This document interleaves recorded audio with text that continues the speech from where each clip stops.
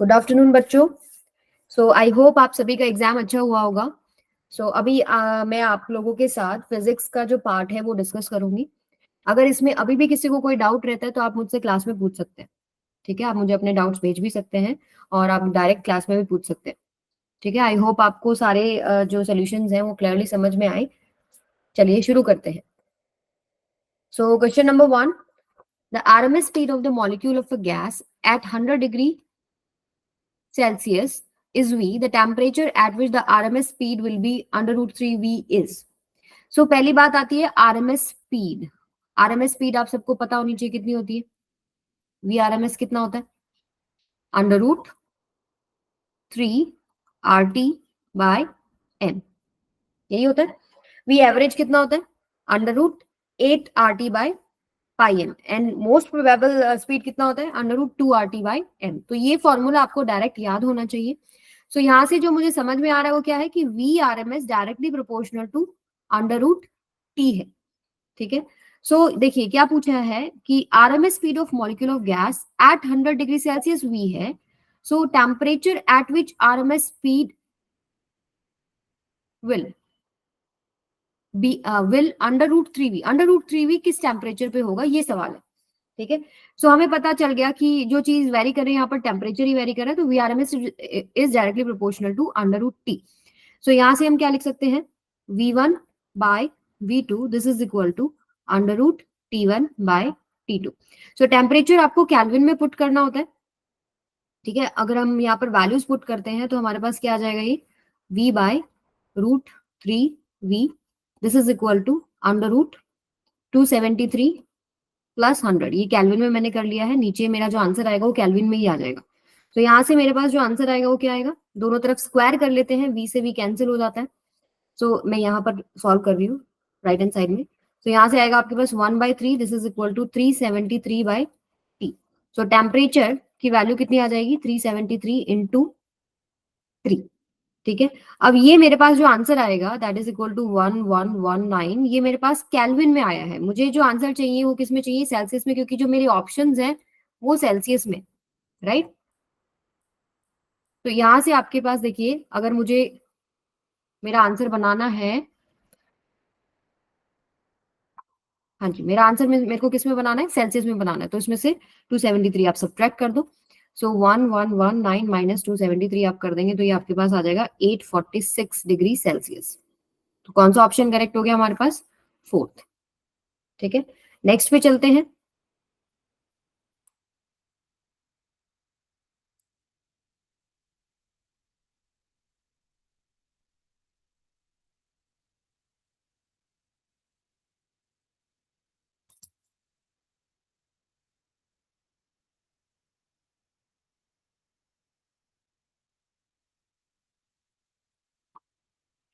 हाँ जी, the equation for vibration of string fixed at both ends vibrating in its third harmonic is given by y is equal to 2 sin 0.6x cos 1500 pi t। तो सबसे पहले जो standard equation होती है, standard equation क्या होती है standing wave के लिए? वो आपके पास क्या होती है? y is equal to 2a sin kx cos omega t। ठीक है, now you will compare the given equation with the standard equation. तो यहां से हमारे पास एक डेटा निकल के आता है कि k की वैल्यू क्या है आपके पास? 0.6। 2a की वैल्यू आपके पास यहाँ आप देखेंगे तो क्या है? 2 है। ठीक है, ओमेगा की वैल्यू पुट करेंगे तो क्या हो जाएगी? 1500 पाई, जो भी क्वेश्चन में रिक्वायरमेंट। तो अभी हमें क्या चाहिए? k चाहिए था, 0.6 आ गया। अब आपको पता है k क्या होता है? 2 pi by lambda this is equal to 0.6। तो यहां से हमारे पास लैम्डा निकल जाता है that is equal to 0.6 by 2 pi. अब लैम्डा क्यों निकाला है? क्योंकि देखिए आपको एक चीज पता होनी चाहिए, जो स्टैंडिंग वेव का केस होता है उसके अंदर जो nth हार्मोनिक के लिए पॉसिबल वेवलेंथ होती है, possible wavelength for nth harmonic, ये कितनी होती है? 2L/n। L क्या है? स्ट्रिंग की लेंथ है, लेंथ ऑफ स्ट्रिंग ही निकालना है ना हमें। तो हमारे पास L की वैल्यू क्या हो जाएगी? ये आपके पास 2L/n क्या? Possible wavelength lambda. तो L की वैल्यू कितनी हो जाएगी? n lambda by 2। n क्या है आपके पास? 1 2 3 कुछ भी। अभी जैसे थर्ड हार्मोनिक है तो n की वैल्यू क्या है आपके पास 3। सो आपके पास l की जो पॉसिबल वैल्यू है फॉर थर्ड हार्मोनिक वो क्या है 3 लैम्डा बाई 2। और आपका लैम्डा ऑलरेडी आ चुका है, ठीक है, ये यहाँ पर आप पुट कर दो 3/2 इंटू लैम्डा 0.6/2 पाई। सो अगर आप इसको सॉल्व करते हैं तो आपका आंसर कितना आएगा 15.7 सेंटीमीटर। इसको सॉल्व करेंगे 15.7 सेंटीमीटर आ जाएगा। सो ऑप्शन बी करेक्ट हो गया। सो दोबारा से मैं रिपीट कर रही हूँ क्वेश्चन, देखिए क्या बोला है उन्होंने। Equation for vibration of a string fixed at both ends. तो यहाँ पर जो वेव्स बनती है स्टैंडिंग वेव्स बनती हैं vibrating in its third harmonic is given by y equals to 2 sin 0.6x cos 1500 pi t। तो लेंथ कितना होगा स्ट्रिंग का। तो जब भी आपके पास स्टैंडिंग वेव की हम बात करते हैं तो possible wavelength for nth harmonic ये होती है 12/n, ठीक है, यानी कि लैम्डा जो पॉसिबल है दैट इज 12/n। n आपके पास 1 2 3, अब जैसे थर्ड हार्मोनिक है तो 3 हो गया। तो यहां से हम हमारी जो स्ट्रिंग की लेंथ बनती है वो कितनी बनती है 3 लैम्डा बाई 2। लैम्डा हमें चाहिए था तो मैंने जो गिवन इक्वेशन है उसको स्टैंडर्ड इक्वेशन से कंपेयर करा तो k की वैल्यू आ गई, k से हमारे पास लैम्डा आ गया तो मैंने लैम्डा पुट कर दिया, मेरे पास फाइनल आंसर आ गया 15.7। I hope it is clear to you. अब चलते हैं हम नेक्स्ट क्वेश्चन पे। नेक्स्ट आपके पास क्या है,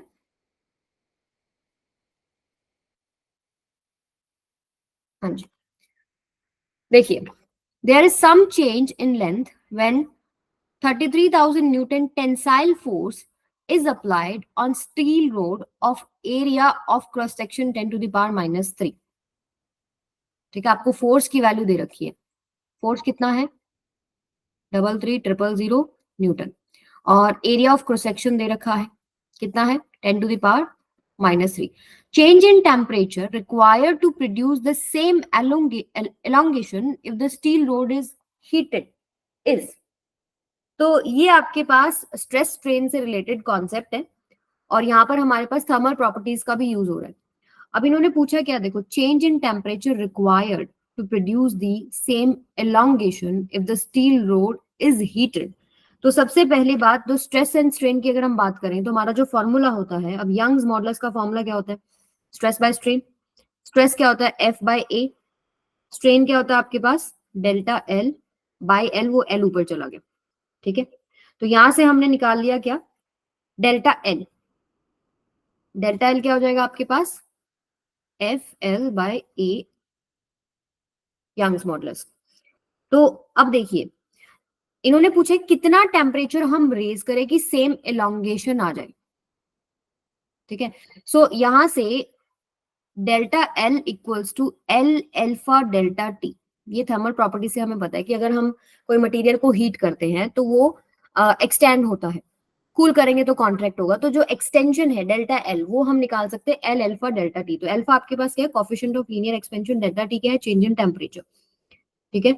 सो यहां से आपके पास डेल्टा एल की वैल्यू पुट कर देते हैं हम, ये आ जाएगा आपके पास L alpha delta T this is equal to F/L/A gamma. तो एल से एल कैंसिल हो गया, यहां से डेल्टा टी क्या हो जाएगा F/A गामा, और ये हो गया एल्फा, ठीक है। अब बस वैल्यू पुट करनी है हमें, डेल्टा टी तो निकालना था, चेंज इन टेम्परेचर कितना होगा।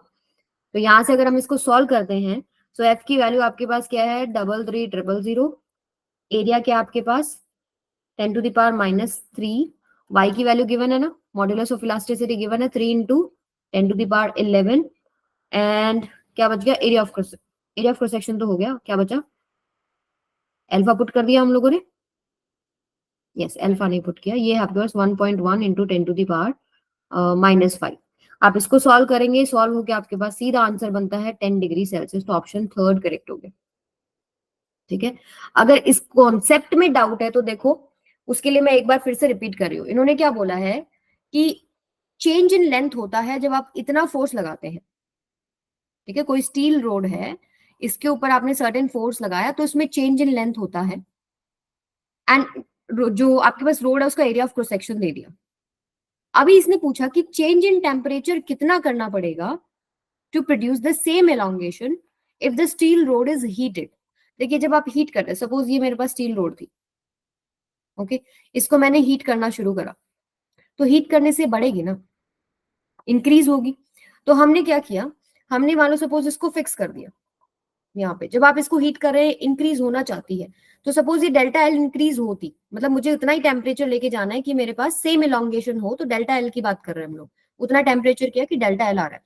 अब यहाँ से क्या होगा कि जब ये आपने फिक्स किया तो दोबारा से इधर से एक फोर्स लगता है, क्योंकि आपने फिक्स कर रखा है, आपने हीट करना शुरू किया बट वो फिक्स थी, तो डेल्टा एल बढ़ने की बजाय वो डेल्टा एल कंप्रेस होगी, इसका मतलब। ठीक है, सो यहां से हम लोग फॉर्मूला लगाते हैं कि जो ये डेल्टा एल कंप्रेस हुई है that is L alpha delta T. Actually वो एक्सटेंड होती है अगर आपने उसको फिक्स नहीं किया होता तो, बट आपने फिक्स किया हो तो कंप्रेस होगी, तो यहां से आ गया एल अल्फा डेल्टा टी। ठीक है, डेल्टा एल आ गया, और ऊपर वाला जो फर्स्ट कंडीशन था उसमें डेल्टा एल क्या बन रहा है वो निकाल लिया, और दोनों को कंपेयर कर दिया, क्योंकि डेल्टा एल दोनों में हमको सेम रखना था।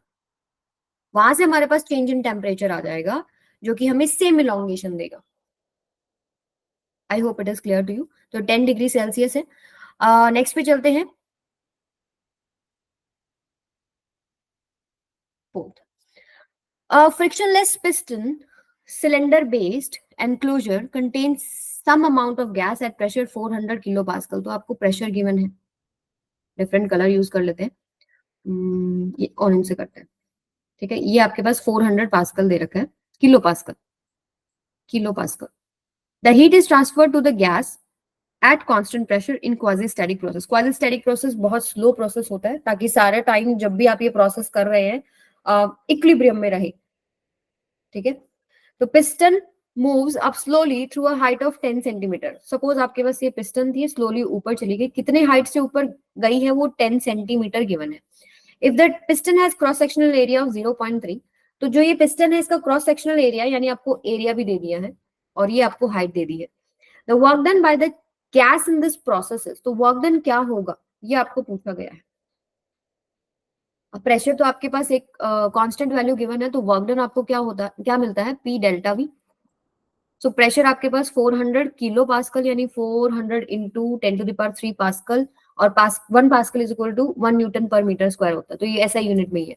तो डेल्टा वी अगर मुझे निकालना है तो डेल्टा वी कैसे निकालूंगी, एरिया ऑफ क्रॉस सेक्शन अगर मुझे पता है, एरिया ऑफ क्रॉस सेक्शन पता है और मुझे हाइट पता है, तो मैं इन दोनों को मल्टीप्लाई करूं तो मेरे पास चेंज इन वॉल्यूम आ गया ना, कितना पिस्टन ऊपर मूव किया, वही तो आपके पास चेंज इन वॉल्यूम है जो इतना पार्ट में आ रहा है। ठीक है, तो डेल्टा वी निकल जाएगा। डेल्टा वी कैसे निकल रहा है अब आपके पास, 0.3 इंटू 0.3 इंटू 10 सेंटीमीटर को मुझे करना पड़ेगा मीटर में, तो ये आएगा 0.1। अब आप इसको सॉल्व करेंगे तो आपके पास आंसर आ जाएगा 12 किलो जूल। ठीक है, किलो यानी 10⁻³ बचेगा, जैसे आप यहाँ पे कर भी सकते हो, 4 3 12 हो गया। ठीक है, ये आपके पास बन रहा है 12 00 और 2 पॉइंट आएंगे 12 इंटू 10⁻³ तो मैंने क्या लिख दिया इसको, 12 किलो जूल। तो ऑप्शन सेकंड करेक्ट हो जाएगा। नेक्स्ट पे चलते हैं, फिफ्थ पे आ जाइए। A bullet of mass m traveling with a speed v hits a block of mass capital M initially at rest and gets embedded in it। कि इन्होंने क्या बोला, देखिए एक बुलेट है, ठीक है, इसका मास m है, एक ब्लॉक है जिसका मास कैपिटल M है, ये इसको हिट करती है और इसमें एम्बेड होती है। Combined system is free to move, यहाँ पर अगर ये इसको हिट करेगी तो अब ये मूव करेगा। ठीक है, क्योंकि इसको रोकने वाला कोई फोर्स नहीं है, it is free to move, so there is no other force acting on the system. The heat generated in the process will be, कितना हीट जनरेट होगा, तो देखिए पहले इसकी सर्टेन कुछ काइनेटिक एनर्जी है। ठीक है, जब ये हिट करेगी तो काइनेटिक एनर्जी अब वो कंबाइंड सिस्टम की कुछ होगी, तो जो चेंज इन काइनेटिक एनर्जी होगा वही आपके पास वर्क डन होता है। वर्क एनर्जी थ्योरम ये कहती है वही वर्क आपके पास क्या है, हीट में कन्वर्ट हो रहा है। सो यहाँ से आप देखेंगे सबसे पहले तो हम जो हमारे पास कंजर्वेशन ऑफ मोमेंटम है वो लगाते हैं। तो पहला आपके पास m इंटू वी से वो चल रहा था, दूसरा वाला रेस्ट पे था, दिस इज इक्वल टू जब वो हिट करेगा दोनों इकट्ठे चलेंगे, so m capital M into V combined. So यहाँ से मेरे पास v कंबाइंड निकल जाती है, वो क्या आ जाएगी, m v bye small m plus m into, हाँ ठीक है, इतना हो जाएगा। अब ये तो आ गया मेरे पास v कंबाइंड। अब चेंज इन काइनेटिक एनर्जी देखना है मुझे। ठीक है, इनिशियल काइनेटिक एनर्जी क्या थी मेरे पास, half m v square. Final kinetic energy क्या बनेगी, half small m plus capital M into v combined का स्क्वायर, तो mv by small m plus capital M का होल स्क्वायर। ठीक है, बस इसको हमें सॉल्व करना है। देखिए ये तो कटेगा, नीचे आपके पास बचेगा small m plus capital M, ऊपर बचेगा आपके पास m v, और ये आ रहा है आपके पास m स्क्वायर v स्क्वायर, और इधर आपके पास आ रहा है हाफ m v स्क्वायर। तो यहाँ से हाफ m v स्क्वायर हम कॉमन ले सकते हैं। सो ये आपके पास बनेगा 1 minus small m bye small m plus capital M। आप एलसीएम लेंगे small m plus capital M, तो ऊपर क्या बन जाएगा, small m plus m minus m। सो आपके पास ऊपर बच रहा है क्या, कैपिटल M, नीचे आ रहा है small m plus capital M। सो आपके पास जो आंसर बन रहा है वो कौन सा बन रहा है, ऑप्शन नंबर 4। क्लियर है भाई सबको, फिफ्थ का क्या आ रहा है आपके पास, 4। चलिए अब नेक्स्ट पे चलते हैं हम लोग, 6th। Four girls skating on a circular ice ground of radius 200 meters starts from a point P on the edge of the ground and reach a point Q diametrically opposite to P following different path as shown in the figure। मतलब opposite point पे जा रहे हैं अलग अलग path के साथ। For which girl displacement is equal to the actual length of the path। आपको पता है डिस्प्लेसमेंट या तो डिस्टेंस के बराबर होता है या छोटा होता है, डिस्प्लेसमेंट डिस्टेंस के बड़ा नहीं हो सकता, क्योंकि शॉर्टेस्ट डिस्टेंस को ही डिस्प्लेसमेंट बोलते हैं। तो इनमें देखो शॉर्टेस्ट डिस्टेंस कौन सा है, सी ही तो है। सो ऑप्शन कौन सा करेक्ट हो जाएगा आपके पास,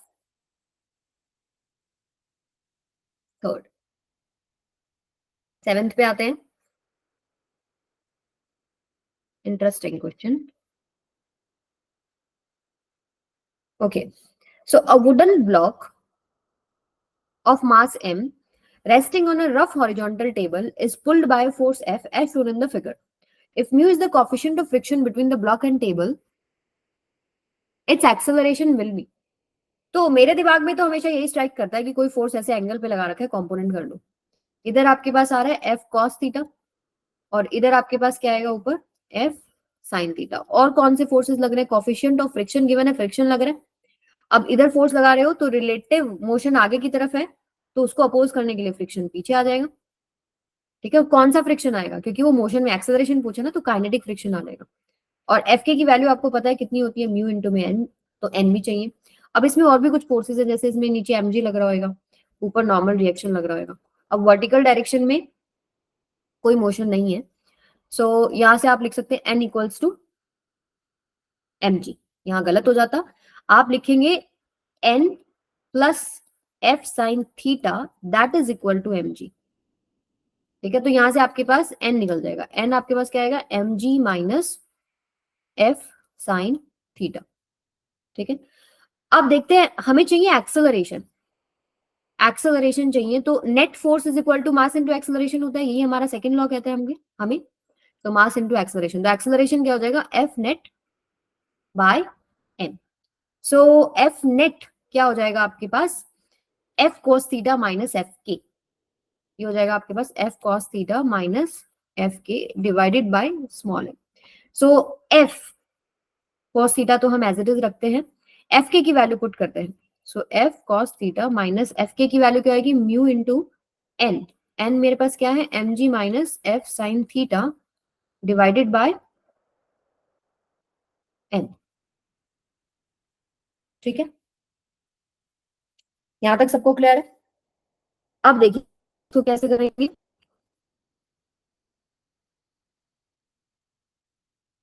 यहाँ से हम इसको कैसे करेंगे, हमारे ऑप्शंस जो हैं हम उनको चेक करते हैं।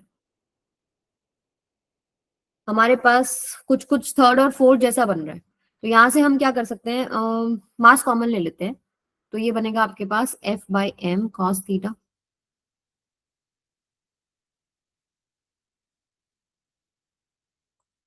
ये बनेगा minus mu G plus F sine theta by M. So एक म्यू भी आएगा यहाँ पे, एक म्यू भी आएगा। सो एफ बाय एम कॉमन ले लिया, तो cos theta minus plus mu sine theta. और एक बन रहा है आपके पास माइनस म्यू जी। सो कौन सा ऑप्शन करेक्ट हो जाएगा? थर्ड, ऑप्शन सी करेक्ट हो जाएगा। सिंपली आपको फोर्सेस वगैरह बैलेंस करने हैं और समझना है कि कौन सा फ्रिक्शन फोर्स लग रहा है यहाँ पे, फिर net force is equal to mass into acceleration के बराबर होता है। वहां से हमने कंपेयर किया, वैल्यू पुट की, आंसर आ गया। अब हम नेक्स्ट पे चलेंगे, 8th पे। ठीक है,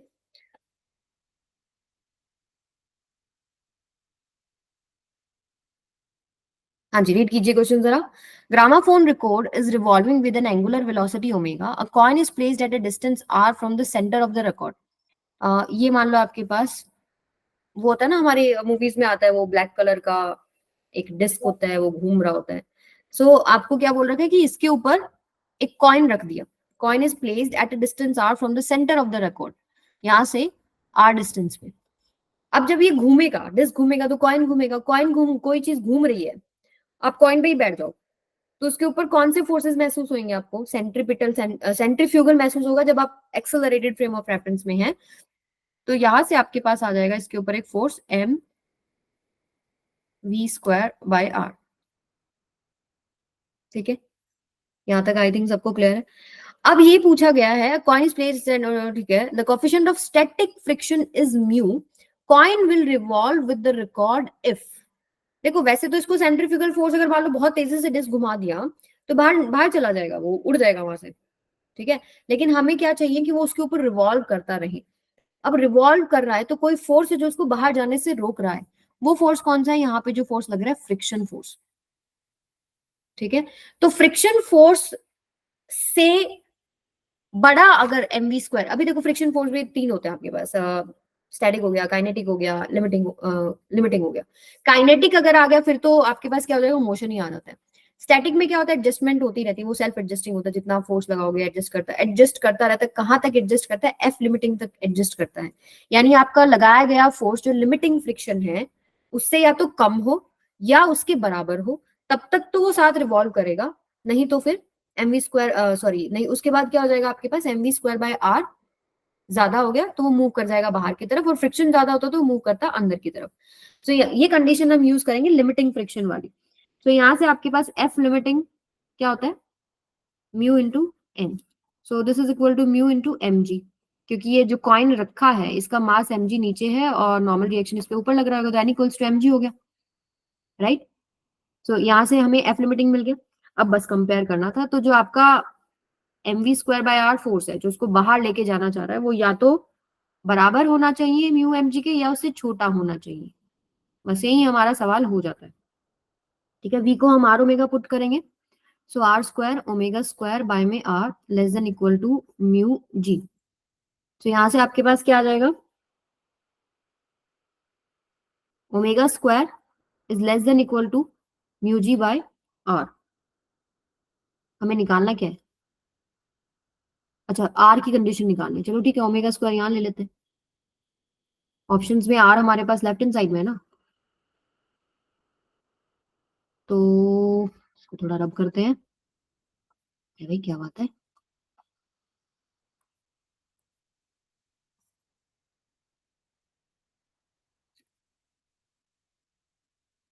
हाँ जी आ जाइए। ये हो जाएगा आपके पास R, R should be less than equal to mu G by omega square. हो गया हमारा क्वेश्चन। तो कौन सा ऑप्शन करेक्ट है? Option third. ठीक है, चलिए नेक्स्ट पे चलते हैं।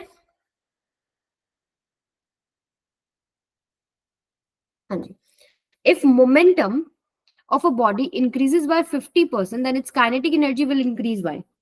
तो सबसे पहले दिमाग में चमकना क्या चाहिए कि काइनेटिक एनर्जी और मोमेंटम में एक रिलेशनशिप भी होता है। काइनेटिक एनर्जी किसके बराबर होती है? P square by 2m, P is momentum. तो ये मान लेते हैं काइनेटिक एनर्जी इनिशियल थी। अब काइनेटिक एनर्जी फाइनल क्या हो जाएगी? ये बोल रहा है कि मोमेंटम जो है बॉडी का इंक्रीजेस बाय 50%।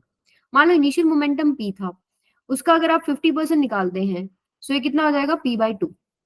अब फाइनल मोमेंटम है P plus P by two, increases by 50% ना, बाय में इसका होल स्क्वायर डिवाइडेड बाय में 2m।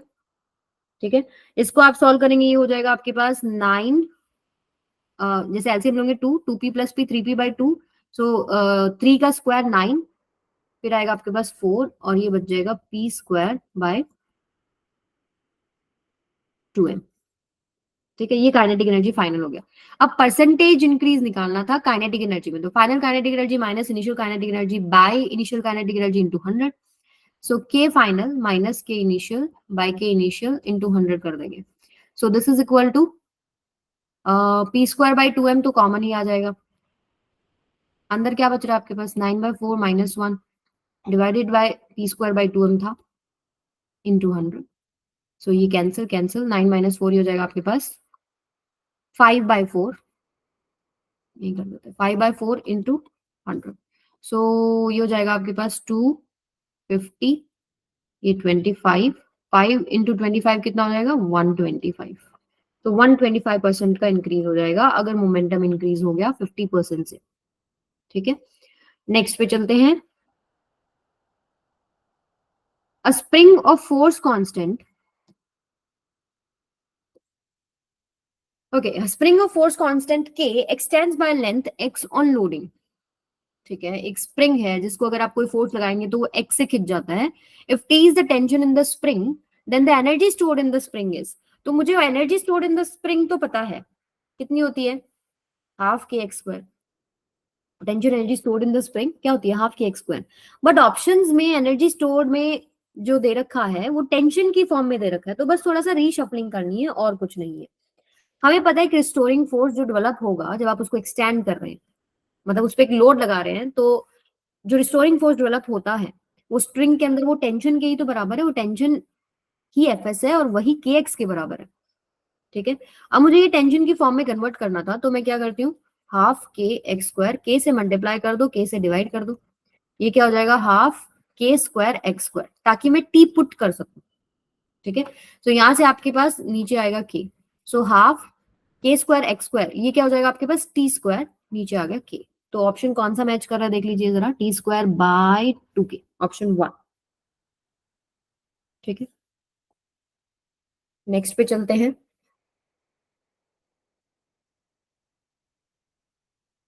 हाँ जी, देखिए ये तो आप आराम से कर सकते हैं। About origin,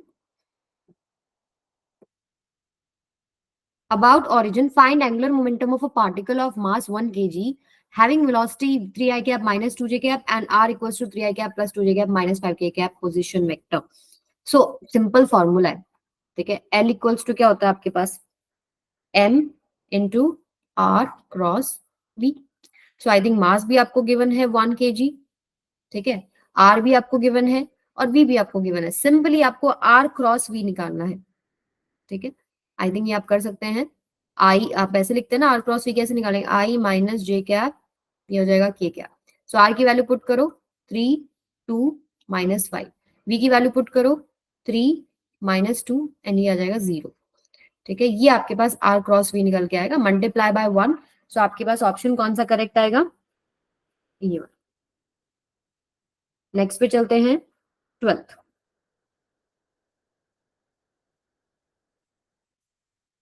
Okay, a force applied by an engine of a train of mass 2.05 into 10 to the power 6 kg changes its velocity from 5 to 25 in 5 minutes। तो पावर कितना होगा, तो पावर मुझे ये पता वर्क डन बाय टाइम होता है, और वर्क डन क्या होता है आपके पास, काइनेटिक एनर्जी थ्योरम से चेंज इन काइनेटिक एनर्जी होता है। तो देखिए काइनेटिक एनर्जी का चेंज आप निकाल सकते हैं नहीं निकाल सकते, 5 से 25 जो है उसकी वेलोसिटी जा रही है, तो फाइनल काइनेटिक एनर्जी निकाल लो माइनस इनिशियल काइनेटिक एनर्जी निकालो, तो वर्क डन आ जाएगा डिवाइडेड बाय टी। टी क्या हो जाएगा आपके पास 5 मिनट्स, इसको सेकंड में कर लेंगे तो आपके पास क्या हो जाएगा 5 × 60। तो ये आपके पास अगर मैं पुट भी करके दिखा देती हूँ, चलो ये हो जाएगा आपके पास kinetic energy final minus kinetic energy initial. So half M तो कॉमन ही ले लेते हैं।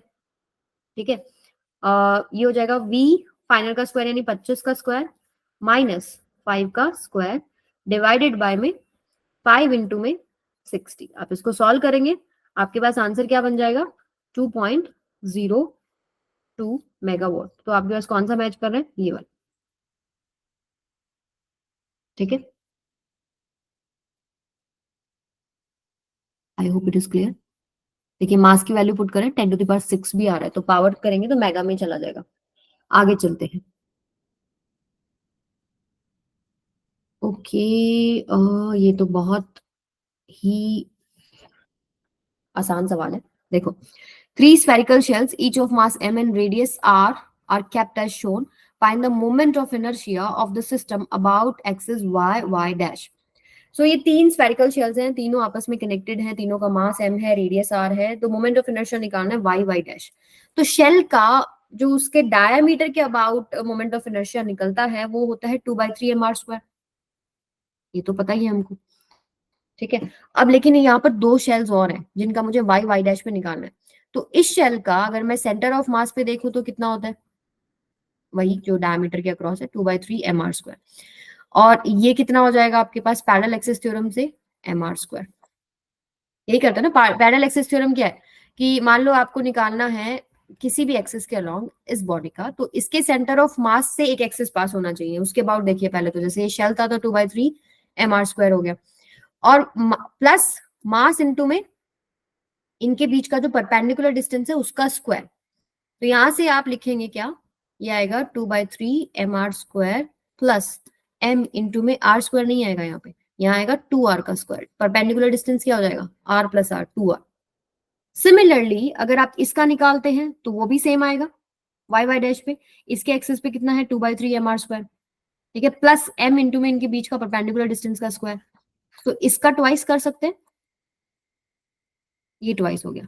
ये वाला ऐड करना मत भूलना, इसी वजह से आपके क्वेश्चन गलत होते हैं। 2/3 mr स्क्वायर, इसको आप सॉल्व करेंगे, आपके पास फाइनल आंसर क्या बनता है, चलिए सॉल्व करके देख लेते हैं। ये आपके पास आएगा 4/3 mr स्क्वायर, सारे में से कॉमन ले लेते हैं, और mr स्क्वायर कॉमन लिया तो ये आ गया आपके पास 2 to the 4 to the 8 plus 2/3, ठीक है, 3 एलसीएम आ जाएगा।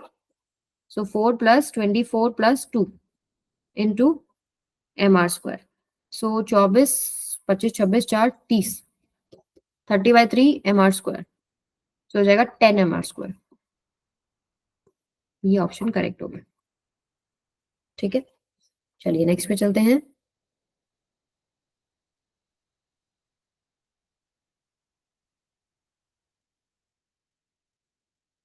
हाँ जी, चलिए ग्रेविटेशन से सवाल आ गया।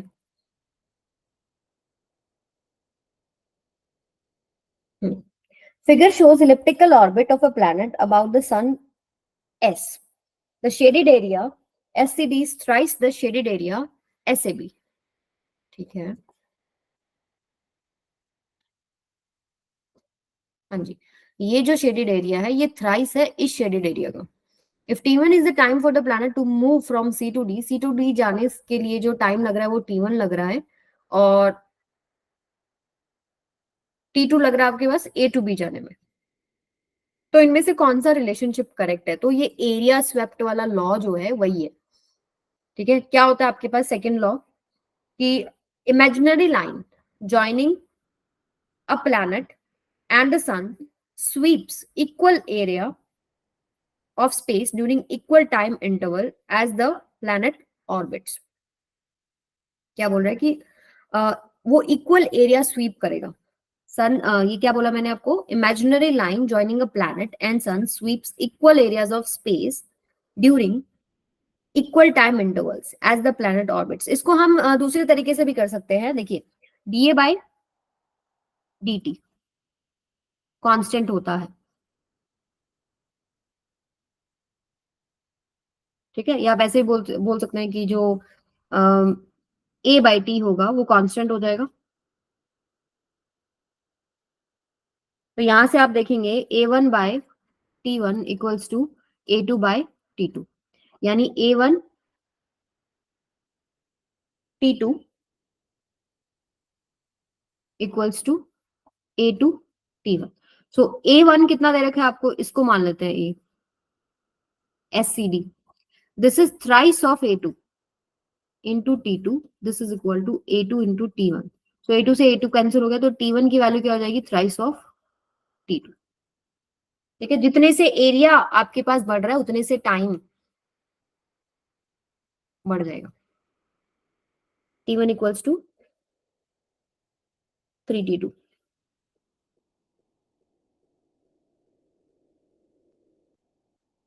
तो ऑप्शन कौन सा करेक्ट हो गया, 4। चलिए नेक्स्ट पे चलते हैं, 15 पे आ जाइए। Two conducting Spheres of radii r1 and r2 are charged to the same surface charge density. The ratio of electric field near their surfaces. इसके लिए आपको एक सिंपल फॉर्मूला याद रखना है. जो आपके पास कंडक्टर्स होते हैं, ठीक है, उनके सरफेस के नियर जो इलेक्ट्रिक फील्ड होता है उसका फॉर्मूला होता है आपके पास सिग्मा बाय एप्सिलॉन नॉट. अब इन्होंने बोला they are charge to same surface charge density, यानी फर्स्ट के केस में भी E1 जो है सिग्मा बाय एप्सिलॉन नॉट होगा और E2 भी आपके पास सिग्मा बाय एप्सिलॉन नॉट होगा. तो अगर आप रेशियो निकालते हैं तो 1:1 आ जाएगा. ठीक है. 16th पे आते हैं. Electric tea kettle has two heating coils. When first coil of resistance R1 is switched on, the kettle begins to boil tea in 6 minutes. दो हीटिंग कॉइल है. पहला अगर आप ऑन करते हैं जिसका रेजिस्टेंस R1 है तो 6 मिनट में बॉयल आ जाएगा. When second coil of resistance R2 is switched on, the boiling begins in 8 minutes. Second को आप ऑन करेंगे तो बॉइलिंग बिगिन होती है 8 मिनट पे. The value of R1 by R2 आपको निकालना है. तो एक फॉर्मूला जो है हीटिंग इफेक्ट वाला I² RT ये होता है. ठीक है. अब देखिए दोनों को बॉयल करना है तो इन्होंने ऐसा जो और कोई कंडीशन नहीं दी, तो हम ये मानते हैं कि जो हीट लगेगी दोनों को बॉयल करने में वो सेम लगेगी. बॉयल करने के लिए मान लो 100 डिग्री सेल्सियस पे लेके जाना है दोनों को, तो दोनों के लिए जो हीट जाएगी वो सेम ही जाएगी 100 डिग्री सेल्सियस पे पहुंचाने के लिए. सो ये कॉन्सेप्ट अगर हम यूज करते हैं. दूसरा हम क्या यूज करेंगे, पहली बात तो ये होगा I1² R1 T1 this is equal to I2² R2 T2. ठीक है. अब I तो नहीं पता मुझे अब, लेकिन देखिए दोनों कॉइल हैं, दोनों को हम लोग सेम पोटेंशियल देंगे. जो आप सप्लाई दे रहे हैं मतलब जो इलेक्ट्रिसिटी की सप्लाई दे रहे हैं, जो बैटरी से दे रहे हैं, जो कनेक्शन कर रहे हैं स्विच से, तो वो सेम पोटेंशियल दे रहे हैं. तो पोटेंशियल सेम होने का एक फायदा होगा, वो टर्म कैंसिल हो जाएगा. तो हम क्या कर सकते हैं, V is equal to RI होता है. I आपके पास क्या हो जाएगा, V बाई R. ठीक है. तो यहां से आप लिखेंगे, हम मान लेते हैं कि पोटेंशियल V है और फर्स्ट कॉइल के लिए रेजिस्टेंस R1 है तो वो I1 हो जाएगा. I2 आपके पास क्या है, पोटेंशियल सेम है लेकिन ये R2 हो जाएगा. तो यहाँ से आप देखेंगे V² by R1² R1 T1 this is equal to V² by R2² R2 T2. So R2 से R2 कैंसिल, R1 से R1 कैंसिल, V² से V² कैंसिल. सो ये आपके पास क्या बन रहा है,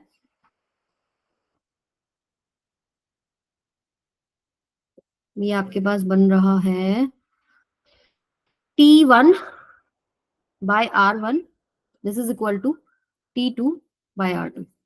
तो निकालना क्या, R1 बाय R2 निकालना है. तो R1 by R2 is equal to T1 by में T2. यही होगा.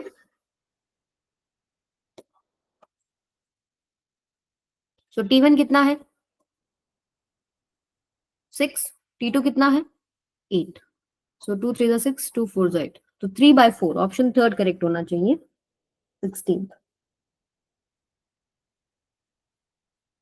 हम मानते हैं, देखिए यहाँ पर H को हमने सेम माना है. हम मानते हैं कि दोनों जो चीजें थी, जो भी आप लिक्विड हीट कर रहे हैं यूजिंग कॉइल 1 कॉइल 2, तो वो रूम टेम्परेचर पे थी दोनों के दोनों, और दोनों को एक ही टेम्परेचर पे आप लेके जा रहे हो, सपोज 100 पे लेके जा रहे हो, तो हीट सप्लाइड सेम होगा.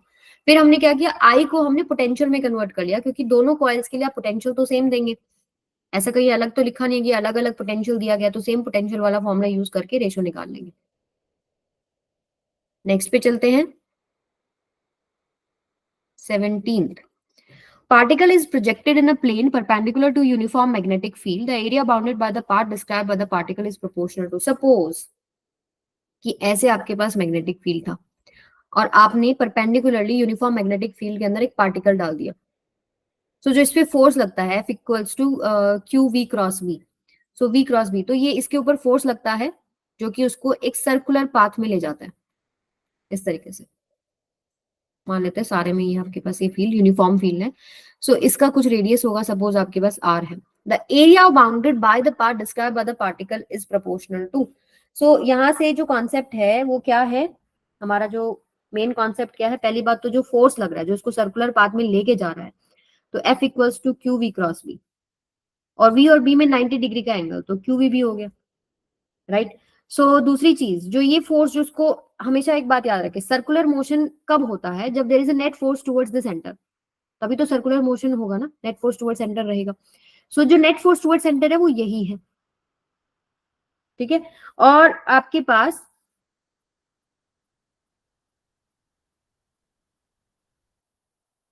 एम वी स्क्वायर बाय में R that is equal to Q V B. ठीक है, अगर सपोज आप यहीं पर बैठे हो, इसके ऊपर एक फोर्स लग रहा है, ये सर्कल में चल रहा है, तो इस पे एक फोर्स लग रहा है अंदर की तरफ, तो इस पे एक फोर्स लग रहा है बाहर की तरफ, that is equal to M V square by में आर। ठीक है, तब ये सर्कल में चलेगा।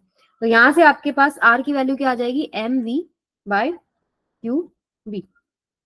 ठीक है, अब निकालना था एरिया, एरिया तो होता है पाई आर स्क्वायर, यानी pi into M square V square by Q square B square. Okay, अब बताना है कि किसके प्रोपोर्शनल है एरिया बाउंडेड, वेलोसिटी के प्रोपोर्शनल है, नो, या तो वेलोसिटी का स्क्वायर है। मोमेंटम के प्रोपोर्शनल है, मोमेंटम होता है मास इनटू वेलोसिटी, नो। ठीक है, काइनेटिक एनर्जी के कुछ प्रोपोर्शनल मुझे लग रहा है, सपोज मैंने इसको 2 से मल्टीप्लाई कर दिया, 2 से डिवाइड कर दिया। ठीक है, सो पाई 2 क्यू स्क्वायर बी स्क्वायर, ये सारा तो कांस्टेंट ही है, इंटू में हाफ एम बी स्क्वायर हो गया, यानी काइनेटिक एनर्जी आ गया ना, हाफ एम बी स्क्वायर से ये आ गया। यानी कि आपके पास प्रोपोर्शनल किसके है एरिया, काइनेटिक एनर्जी के, बाकी तो कांस्टेंट ही है, तो काइनेटिक एनर्जी आ जाएगा। ओके, मोमेंटम के प्रोपोर्शनल नहीं है, जैसे काइनेटिक एनर्जी का रिलेशनशिप भी देखे तो काइनेटिक एनर्जी होता है पी स्क्वायर बाई 2 एम, तो मोमेंटम के भी स्क्वायर की प्रोपोर्शनल होगा, यहाँ सीधा काइनेटिक एनर्जी के प्रोपोर्शनल ही आ रहा है। 18th पे चलते हैं, आगे। If in a circular coil A of radius r, current I is flowing, and in another coil B of radius 2r, a current 2I is flowing, then the ratio of the magnetic fields B and BB at the center produced by them is. So इसके लिए भी आपको formula ही याद होना चाहिए, जो magnetic field होगा at the centre of the current carrying coil, उसका फॉर्मूला क्या होता है, mu naught I by 2r, r is the radius, I is the current flowing in the coil. So simply ये मान लीजिए आपके पास फर्स्ट कॉइल होगी जिसका आर रेडियस है, करंट आई फ्लो कर रहा है। सेकंड कॉइल क्या बोल रहे हैं, जिसमें से करंट क्या जा रहा है, 2i जा रहा है, और रेडियस उसका 2r है। ठीक है, सो ये तो ये कैंसिल हो गया, ये आपके पास क्या बन रहा है, वही बन रहा है, mu naught I by 2r ही बन रहा है, यानी बी इज इक्वल टू किसके हो गया, बीबी के। ओके, अगर आप रेशियो निकालेंगे तो बी ए बाय बी बी कितना हो जाएगा, 1। तो ऑप्शन कौन सा करेक्ट हो जाएगा, फर्स्ट। चलिए नेक्स्ट पे चलते हैं।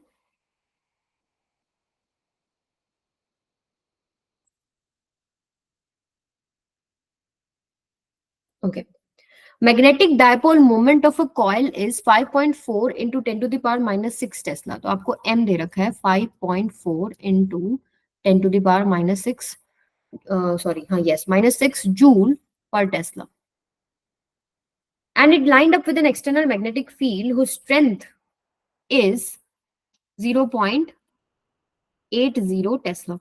Then the work done in rotating the coil for theta equals to 180 degree is. So हमेशा याद रखें, कुछ फॉर्मूले जो है हमने इलेक्ट्रोस्टैटिक्स में भी किए थे, वहां पर हमने किया था कि जो वर्क डन है that is equal to change in potential energy. ठीक है, और चेंज इन पोटेंशियल एनर्जी, तो हमने पोटेंशियल एनर्जी का एक फॉर्मूला लिखा था, यू की वैल्यू क्या थी, माइनस पी डॉट ई, ऐसे कुछ लिखा था। सिमिलरली यहाँ पर हमारे पास क्या होता है, यू की value minus M dot B. ठीक है, तो इनिशियली आप देख लो यू एट थीटा 1, तो अब वो क्या था, इट इज अलाइंड, ये लिखा है ना यहाँ पे, कहाँ गया, lined up with an external field. ठीक है, तो वो एक्सटर्नल फील्ड के साथ ही है, सो उस केस में एंगल कितना उनके बीच में, 0 हो गया, सो ये हो जाएगा minus M B cos 0 cos theta हो गया। तो अगर फर्स्ट एंगल की बात करें तो वो हो गया माइनस एम बी। अब आप उसको रोटेट कर रहे हैं, सो आपके पास म्यू थीटा 2 कितना हो जाएगा, कितने से रोटेट किया, 180 degree, so minus M B cos 180 से प्लस 180 हो जाएगा, cos 180 is minus minus minus plus, तो एम बी हो जाएगा। So change in potential energy कितना होगा, delta U, U theta 2 minus U theta 1, so M B minus of minus M B, so 2 M B. ठीक है, and change in potential energy ही किसके बराबर है, work done in rotating the coil. ठीक है, तो यहां से अब बस वैल्यू पुट करनी थी, 2 इंटू एम की वैल्यू कितनी है आपके पास, 5.4 इंटू 10 टू द पावर -6 और बी की वैल्यू कितनी है 0.80। ठीक है, इसको सॉल्व करेंगे तो आपके पास आंसर क्या आएगा,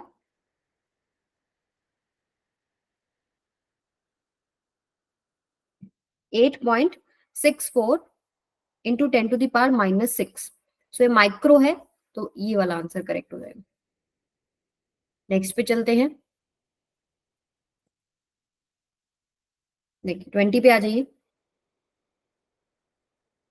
A magnetic flux in Weber linked with a coil of resistance 10 ohm is varying with respect to time t as this. आपको फ्लक्स की value they the. Then the current in the coil at time t is equal to 1 second is. So पहले तो EMF induce कितना होगा? That is equal to d phi by dt. That is equal to 8t। इसका हम differentiate कर लेंगे with respect to t, तो 8t plus में 2 हो गया। और I क्या होगा? इंड्यूस करंट, ये हो जाएगा E by R। तो ये आपके पास क्या आएगा? At T is equal to 1 second, T is equal to 1 second पे क्या होगा, 8 + 2 ये 10 हो जाएगा। यहाँ लिख देती हूँ मैं, T is equal to 1 second पे कितना हो जाएगा 10। बाय रेजिस्टेंस कितना दे रखा है 10, सो करंट इंड्यूस कितना हो गया 1 ampere. So option fourth correct हो जाएगा। चलिए नेक्स्ट पे चलते हैं। हाँ जी, एसी से आ गया हमारे पास एक सवाल। And alternating current is given by I is equal to I1 cos omega T plus I2 sin omega T. The RMS current is given by, तो आरएमएस वैल्यू निकालना है। तो आई आरएमएस क्या होता है, I naught by root two. I naught क्या, peak current.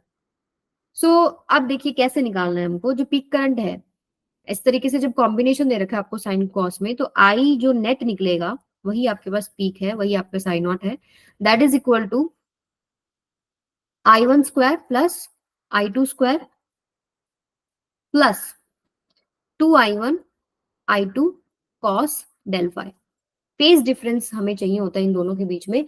तो सबसे पहले हमेशा एक बात याद रखें, जब ये इस तरीके से दे रखा आपको दोनों साइन में चाहिए है, तो हम क्या लिखेंगे, I1 कॉस ओमेगा टी को आप क्या लिखेंगे, साइन में बनाना है हमको, ये हम लिखेंगे I1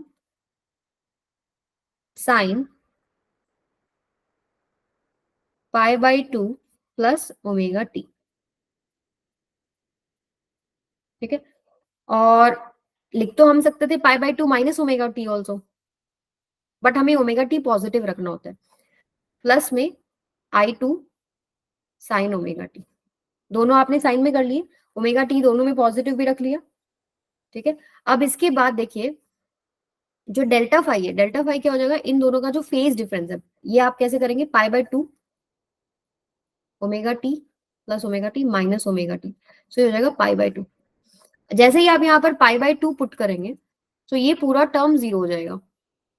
ठीक है, तो आपके पास क्या बच रहा है, I net equals to under root I1 square plus I2 square. तो ये तो आ गया आई नेट। हमें चाहिए I R M S. I R M S क्या है, इसी को √2 से डिवाइड करना है। तो ये पूरा क्या हो जाएगा, I1 square plus I2 square divided by में 2। √2 नीचे, रूट रूट नीचे, रूट ऊपर, पूरे में रूट ले लिया। सो ऑप्शन कौन सा करेक्ट हो जाएगा, थर्ड। ठीक है, आगे चलते हैं। The electromagnetic waves do not transport, तो ये प्रॉपर्टी आपको बार बार बताई जाती है, क्या नहीं ट्रांसपोर्ट करता, चार्ज। चलिए अगले पे चलते हैं। हाँ जी, ये क्वेश्चन बड़ा इंटरेस्टिंग है, छोटा सा कॉन्सेप्ट आपको समझना है इसमें।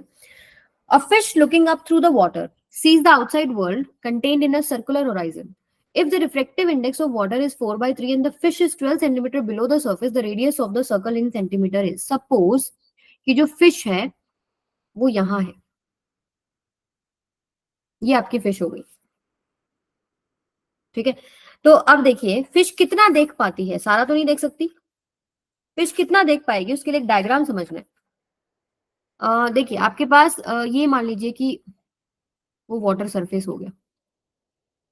ठीक है, यहाँ से कोई लाइट रे आती है, अगर हम यहाँ नॉर्मल ड्रॉ करें रिफ्लेक्ट हो जाती है। ठीक है, अवे फ्रॉम द नॉर्मल हो जाएगी, डेंसर से रेयर जा रहे हो, एयर में जा रहे हो अगर, तो यहाँ से अगर मैं सेकंड लाइट रे ड्रॉ करूँ धीरे धीरे अलग अलग एंगल्स पे, तो एक क्रिटिकल एंगल होता है कि क्रिटिकल एंगल पे जब लाइट आती है तो वो सीधी चली जाती है ऐसे। ठीक है, 90 डिग्री पे। ये आपके पास ग्रेजिंग एंगल भी बोलते हैं आप इसको। अब इस क्रिटिकल एंगल से ये आपके पास हो गया थीटा सी। अब क्रिटिकल एंगल से अगर आप आगे जाएंगे तो क्या होगा, कलर से दिखाते हैं। तो लाइट इंटरनली ही रिफ्लेक्ट हो जाएगी। सपोज आपके पास क्रिटिकल एंगल से भी आप आगे चले गए तो लाइट कुछ ऐसे चली जाएगी, यानी जो फिश देख पा रही है वो ये देख पाएगी। ये मान लो यहाँ से मैंने परपेंडिकुलर ड्रॉ किया, ये मेरे पास एक रेडियस आ जाएगा, और इसको अगर मैं बना लूं, इतना फिश देख पाएगी जो इस कॉन के अंदर आ रहा है। ठीक है, तो मुझे निकालना क्या, रेडियस निकालना है इस सर्कल का। तो ये अगर थीटा सी है तो ये वाली लाइन आपको दिख रही है सबको, एक सेकेंड में दोबारा से दूसरे कलर से मेंशन कर देती हूँ। जैसे एक एक लाइन तो आपके पास ये है, एक लाइन ये वाली है। सो अगर ये थीटा है ये वाला, तो ये भी थीटा सी होगा। तो ये ट्राइंगल अगर मैं बाहर निकाल लूं तो ये आपके पास क्या हो गया, आर। ये फिश कितना डेप्थ नीचे, जैसे आपके सवाल में गिवन है that it is 12 centimetre below the surface, ये थीटा सी हो गया। अब आपको स्नेल्स लॉ से पता है, यूजिंग स्नेल्स लॉ, तो वो क्या होता है, जैसे मान लो मीडियम 1 से आप मीडियम 2 जा रहे हो, so refractive index of medium 1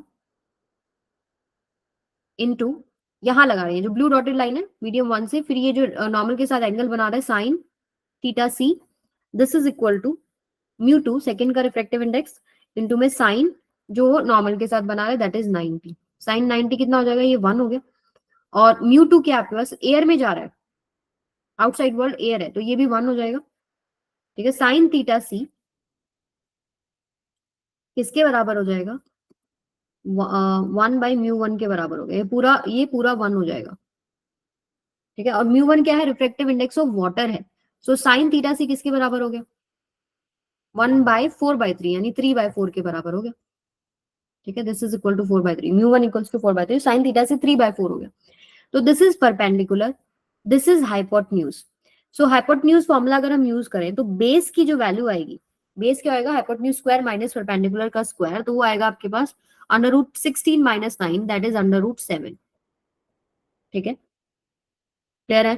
तो यहां से अगर मैं अब ये वाला ट्राइंगल लेती हूँ, ठीक है, इस ट्राइंगल के अंदर मैं देखूं टेंजेंट थीटा सी कितना होगा, यहाँ पर ये भी तो थीटा सी एंगल है, तो P/B यानी R/12। ठीक है, और टेंजेंट थीटा सी अगर मैं डायरेक्ट यूज करूं, जैसे मुझे PH और B पता है, तो टेंजेंट थीटा सी क्या हो जाएगा, जब साइन थीटा सी 3/4 है तो टेंजेंट थीटा सी P/B हो जाएगा, यानी 3/√7 हो जाएगा। This is equal to 3/√7।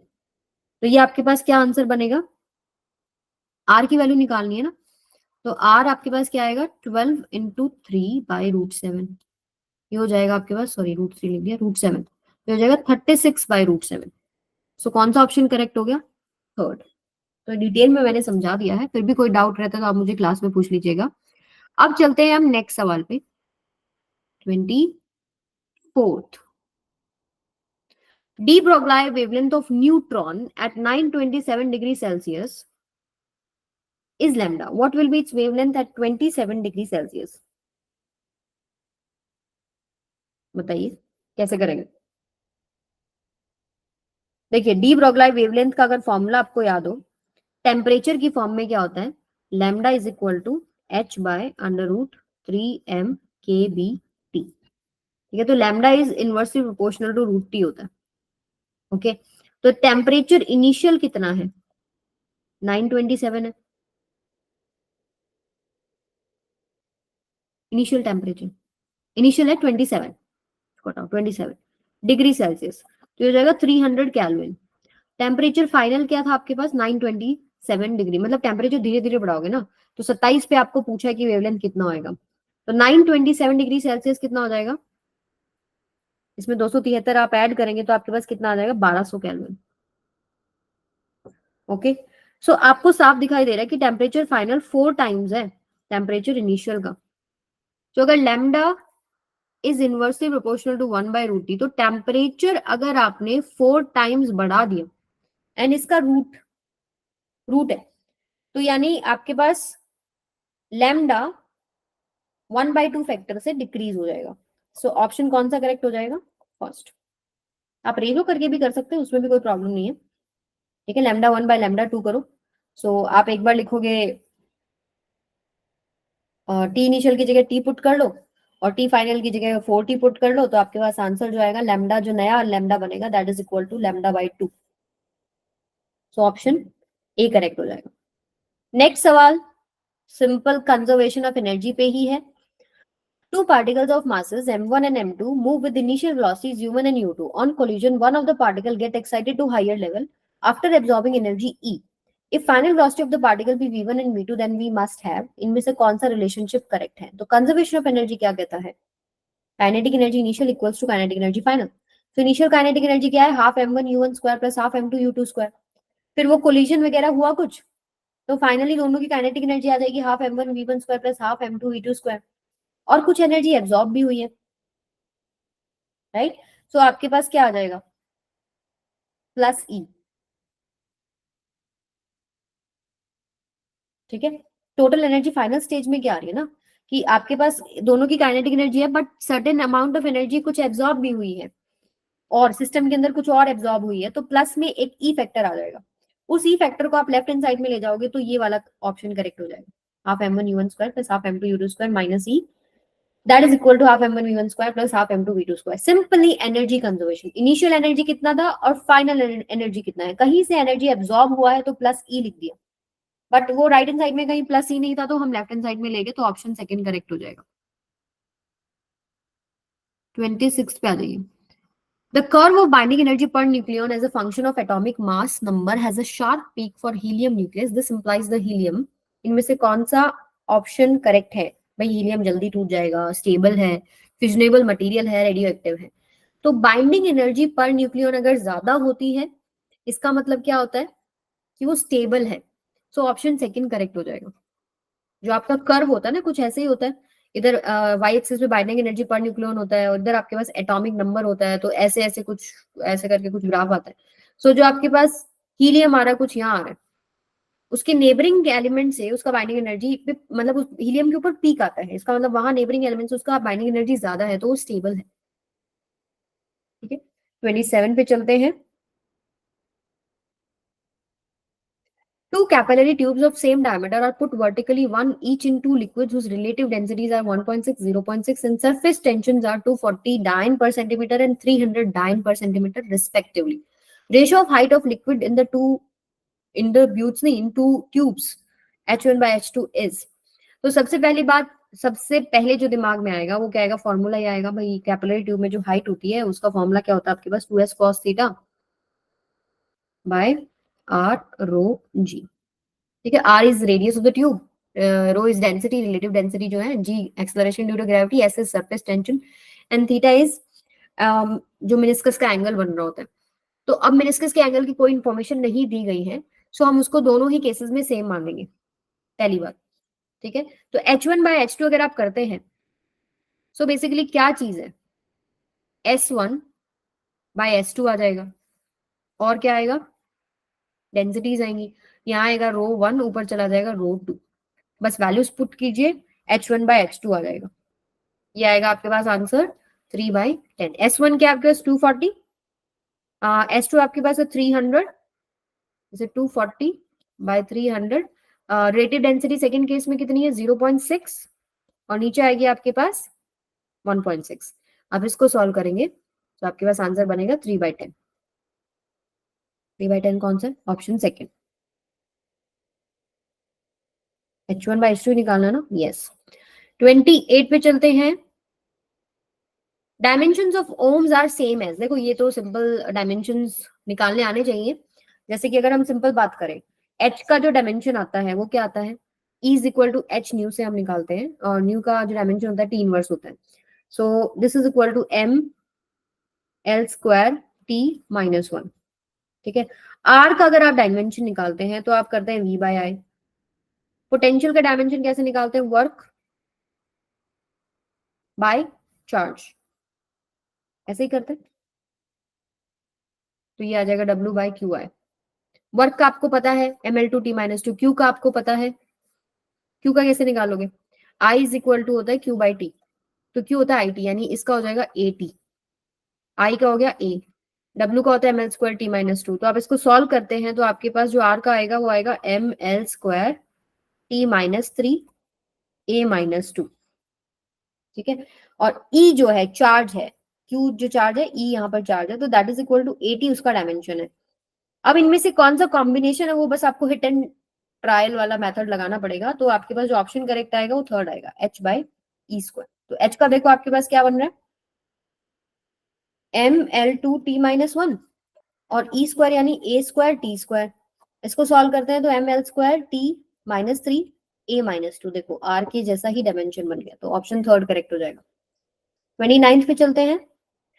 Particle moving on straight line ultimately comes to rest, what is the angle between its initial velocity and acceleration. देखो कोई भी चीज अगर चल रही है और वो रेस्ट पे आ रही है तो मोशन के अपोजिट एक फोर्स लग रहा है, जिधर फोर्स है उधर ही एक्सेलरेशन। अगर इधर बॉडी मूव कर रही है राइट हैंड साइड में तो एक फोर्स लग रहा है, उधर ही आपके पास एक्सेलरेशन होगा, ठीक है। और आगे इसका भी है, तो इनके बीच में एंगल कितना हो गया, पाई, तभी तो वो रिटार्ड होगा ना, और धीरे धीरे रुक जाएगा। नेक्स्ट पे आओ, a simple pendulum has time period t, what will be the percentage change in its time period if it's amplitude is decreased bye 6%। तो ये तो देखिए टाइम पीरियड का फॉर्मूला क्या होता है, 2π√L/g।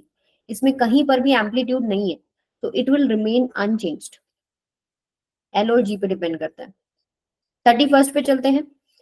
According to Bohr's theory, Vn, the speed of electron in a stationary orbit is related to ns। देखिए ये भी आपका सिंपल एक फॉर्मूला बेस्ड सवाल ही है।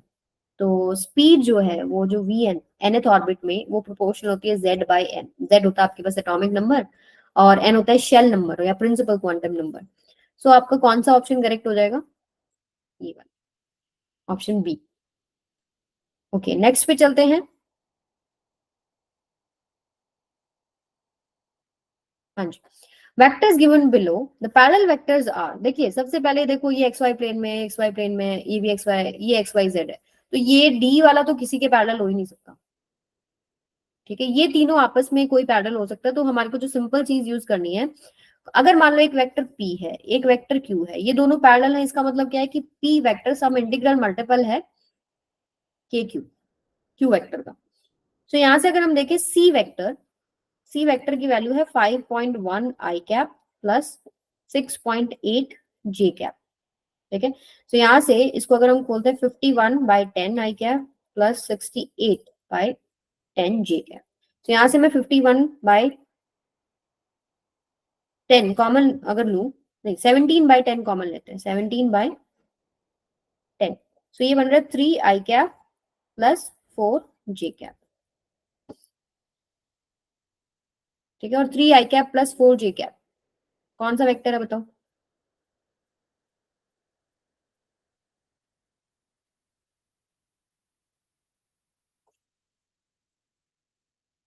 इसको अगर 2 से डिवाइड कर दूं दोनों तरफ, तो ये हो जाएगा आपके पास 17/2 ए vector,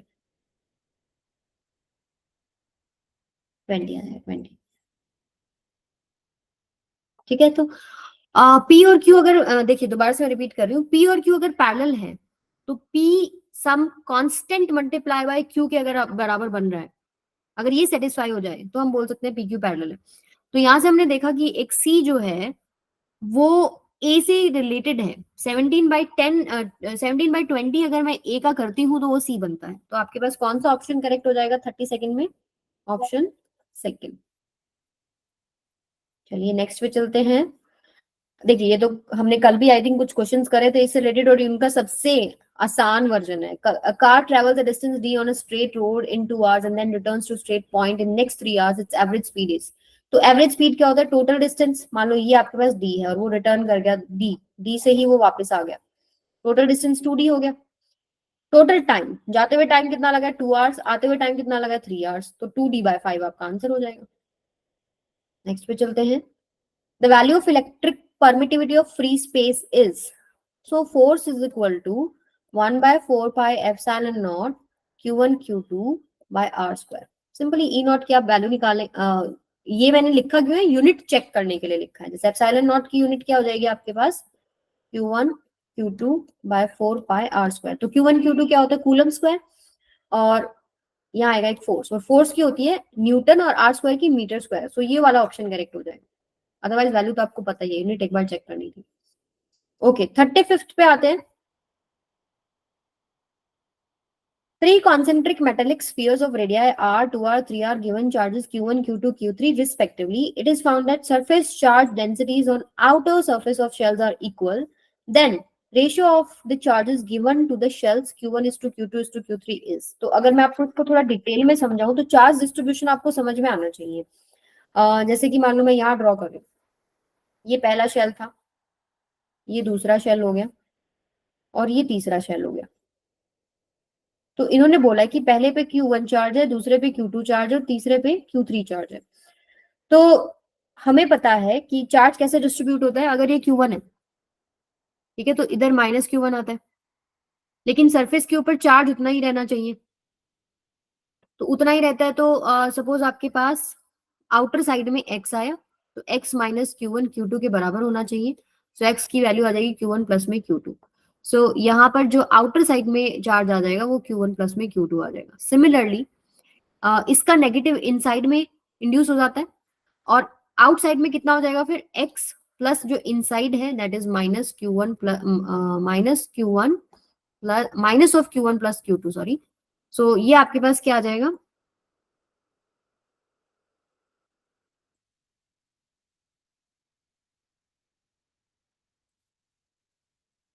x minus of this should be equal to Q3।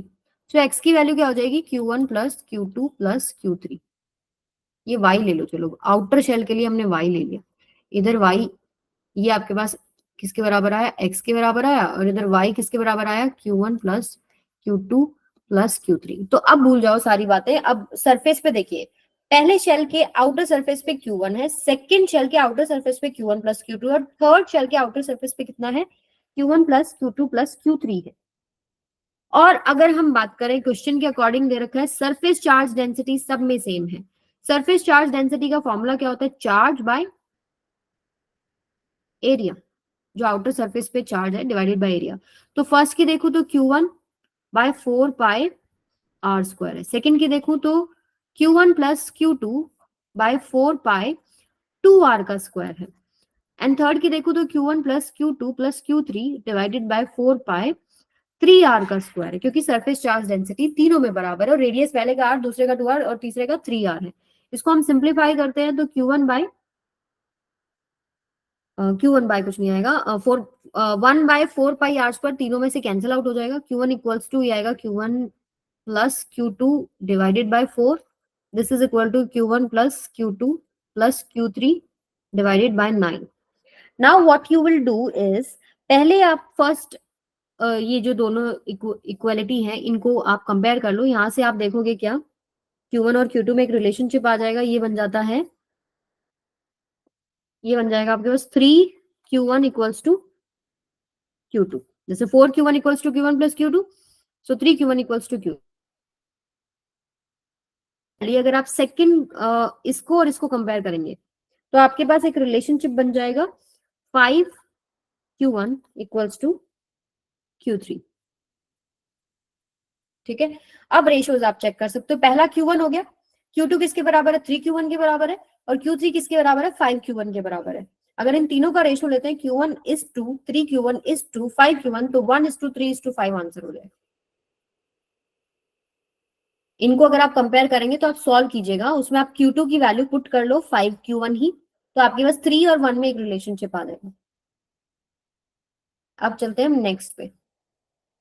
ये आपका सीधा देखते ही सॉल्व होता है। पोटेंशियल की बात कर रहे हैं और चार्जेस अलग अलग साइन के दे दिए, और एक पॉइंट पर टोटल पोटेंशियल पूछा है, और ये डिस्टेंस सेम है। ये अगर बी है, ये ए है, तो ये कितना हो जाएगा, अंडर रूट ए स्क्वायर प्लस बी स्क्वायर। ये भी कितना हो जाएगा, अंडर रूट ए स्क्वायर प्लस बी स्क्वायर। तो पोटेंशियल निकालते हैं तो पोटेंशियल स्केलर होता है, चार्ज के साइन के साथ रखा होता है। पोटेंशियल की फॉर्मूला क्या होता है, के क्यू बाय में R. R is the distance जिस पॉइंट पर आप निकाल रहे हो, जिस चार्ज की वजह से निकालो उससे डिस्टेंस इज आर। तो जैसे अगर मैं ए पॉइंट पर बी की वजह बी पे जो चार्ज रखा है उसकी वजह से निकालू, तो के क्यू बाय में अंडर रूट ए स्क्वायर प्लस बी स्क्वायर। अगर माइनस क्यू के लिए निकालू तो माइनस के क्यू, साइन के साथ रखेंगे, ठीक है, प्लस होता तो प्लस आ जाता, अंडर रूट ए स्क्वायर प्लस बी स्क्वायर। सो कैंसिल आउट हो गया, तो आंसर क्या हो गया? 0। नेक्स्ट पे चलते हैं। 37th, when a positive q charge is taken from lower potential to higher potential point, then its potential energy will increase. कैसे इंक्रीज करेगा? देखिए, ये सिंपल पोटेंशियल जब मैं पढ़ाती हूँ आपको, तो मैंने आपको बताया था कि सपोज आप एक ए पॉइंट ले लो, एक बी पॉइंट ले लो, ये लोअर पे मान लो, आप लोअर से हायर पे जा रहे हो, ठीक है। So work done in moving a charge, suppose Q लेके जा रहे हो from A to B point, work done in moving charge from A to B point divided by that charge is equal to, क्या होगा आपके पास? V B minus V A, ठीक है। सो डब्ल्यू ए बी क्या हो जाएगा? ए से बी ले जाने में जो वर्क डन है, that will be stored as its potential energy ना, तो that is equal to V B minus V A into में क्यू, ठीक है। अब देखो वी बी माइनस वी, अब बी पे आप लोअर से हायर जा रहे थे, V B is at higher potential, V is at lower potential into में चार्ज, तो ये एक पॉजिटिव क्वांटिटी बन रही है, तो पोटेंशियल एनर्जी क्या हो रही है? फाइनली इंक्रीज हो रही है। तो 37 का कौन सा करेक्ट हो गया? Option second. चलिए नेक्स्ट पे आइए।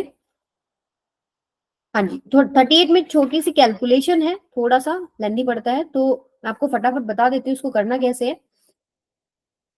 देखो, इसका डायग्राम हम यहाँ बना लेते हैं। Question 38 diagram. एक रेजिस्टेंस देखो, on interchanging the resistance, balance point of a metre bridge shifts to the left by 10 centimetre, the resistance of the series combination is 1 kilo ohm, how much was the resistance on left slot before the interchange? So पहले मान लो, पहले initial condition क्या होगी? ये R1 हो गया, ये R2 हो गया, ठीक है। ये आपके पास मान लो लेंथ थी, और ये आपका जो कि आप टच करते हैं एक बैलेंस पॉइंट आ जाता है। टोटल लेंथ आप मानते हैं जनरली 1 मीटर, यानी 100 सेंटीमीटर। तो यहाँ पर अगर ये लेंथ L है, तो ये 100 माइनस L हो जाती है, ठीक है। अगर बैलेंस कंडीशन है, तो सिंपली आप क्या लिखते हो? R1 by L that is equal to R2 by 100 minus L, ये लिखते हैं, ठीक है। अब मैं क्या करती हूँ, R2 को भी मैं चेंज कर, चलो एक बार इसको यहीं छोड़ दो। फिर इन्होंने क्या बोला, अब ये ना रेजिस्टेंस को इंटरचेंज कर देते हैं। सो जो नई कंडीशन बनती है वो क्या बनती है बैलेंसिंग के लिए? वही बोलते हैं कि जो बैलेंस पॉइंट है वो 10 सेंटीमीटर लेफ्ट में शिफ्ट हो गया। पहले एल था, तो अब ये कितना बच जाएगा? एल माइनस 10, ठीक है। और ये कितना हो जाएगा? 100 माइनस ऑफ एल प्लस 10 हो जाएगा। 100 माइनस ऑफ एल माइनस 10, तो माइनस एल प्लस 10, तो ये कितना हो जाएगा? 110 माइनस एल। इधर आपके पास R2 है और इधर आपके पास R1 है, ठीक है। तो मैं मेरी वेरिएबल्स थोड़े कम रखना चाहती हूँ। देखो उन्होंने क्या पूछा, how much was the resistance on left slot before the interchange. So R1 बताना है बेसिकली, तो R2 को बदल लेते हैं। सीरीज कॉम्बिनेशन में आपको पता है कि R1 प्लस R2 जो इन्होंने दे रखा है वो कितना है? 1000 ओम। तो R2 की वैल्यू कितनी हो जाएगी? 1000 माइनस R1, तो इसको आप लिख सकते हो 1000 minus R1 bye 100 minus L, ठीक है। सिमिलरली आप यहाँ भी पुट कर सकते हैं। पहले तो आप बैलेंसिंग वाला अगर पुट करें, सो R2 by L minus 10, this is equal to R1 by 110 minus L. Similarly मैं R2 को यहाँ भी चेंज कर रही हूँ, 1000 minus L, sorry 1000 minus R1 divided by 100 divided by L minus 10, sorry,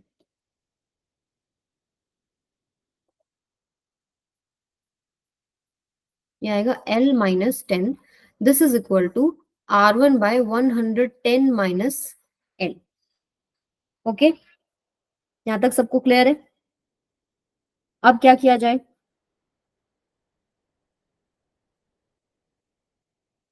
इसको क्रॉस मल्टीप्लाई कर लेते हैं यहीं पर, यहाँ पर क्रॉस मल्टीप्लाई अगर आप करते हैं तो देखिए कितना बन रहा है। यहाँ पर लिख रही हूँ मैं क्रॉस मल्टीप्लाई करके,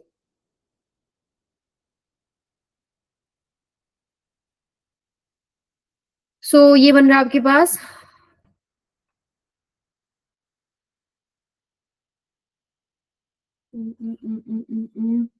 यहाँ से R1 बाय L था,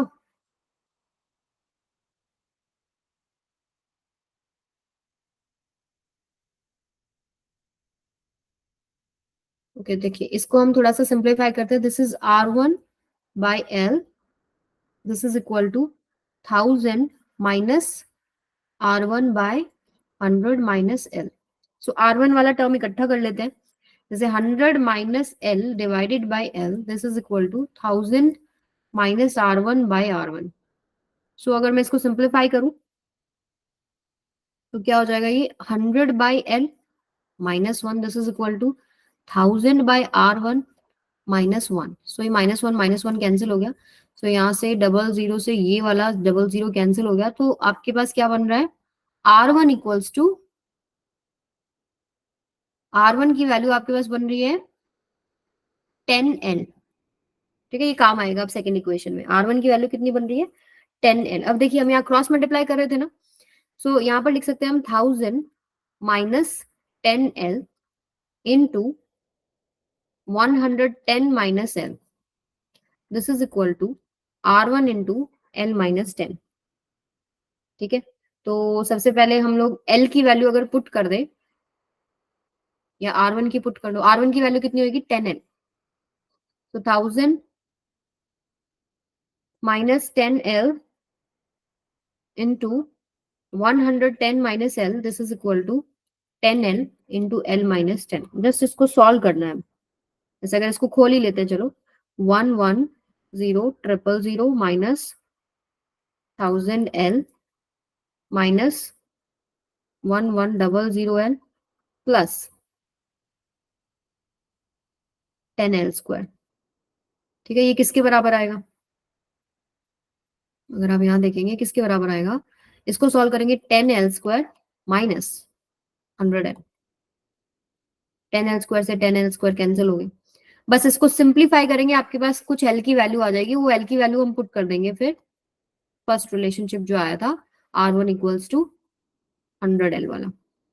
मैं थोड़ा सा इसको अगर आपको सिंप्लीफाई करके दिखाऊं, सो देखिए क्या हो रहा है यहाँ से. यहाँ पर देखो क्या था,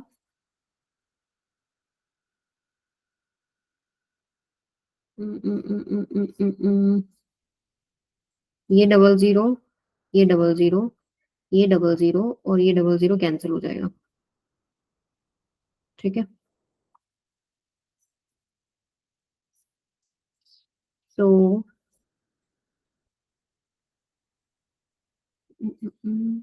100L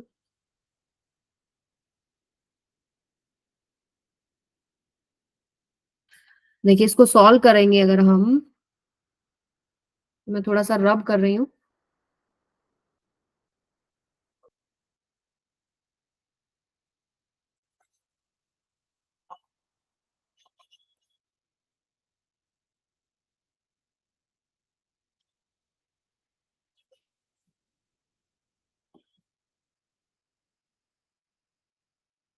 देखो इसको लिखा जब हमने,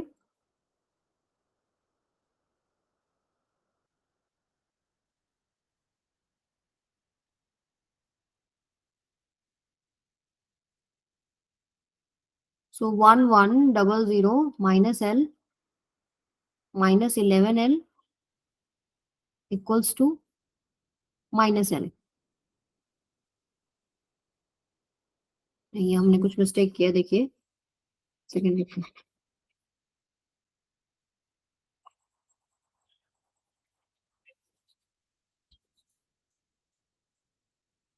यहाँ तक आई थिंक क्लियर था.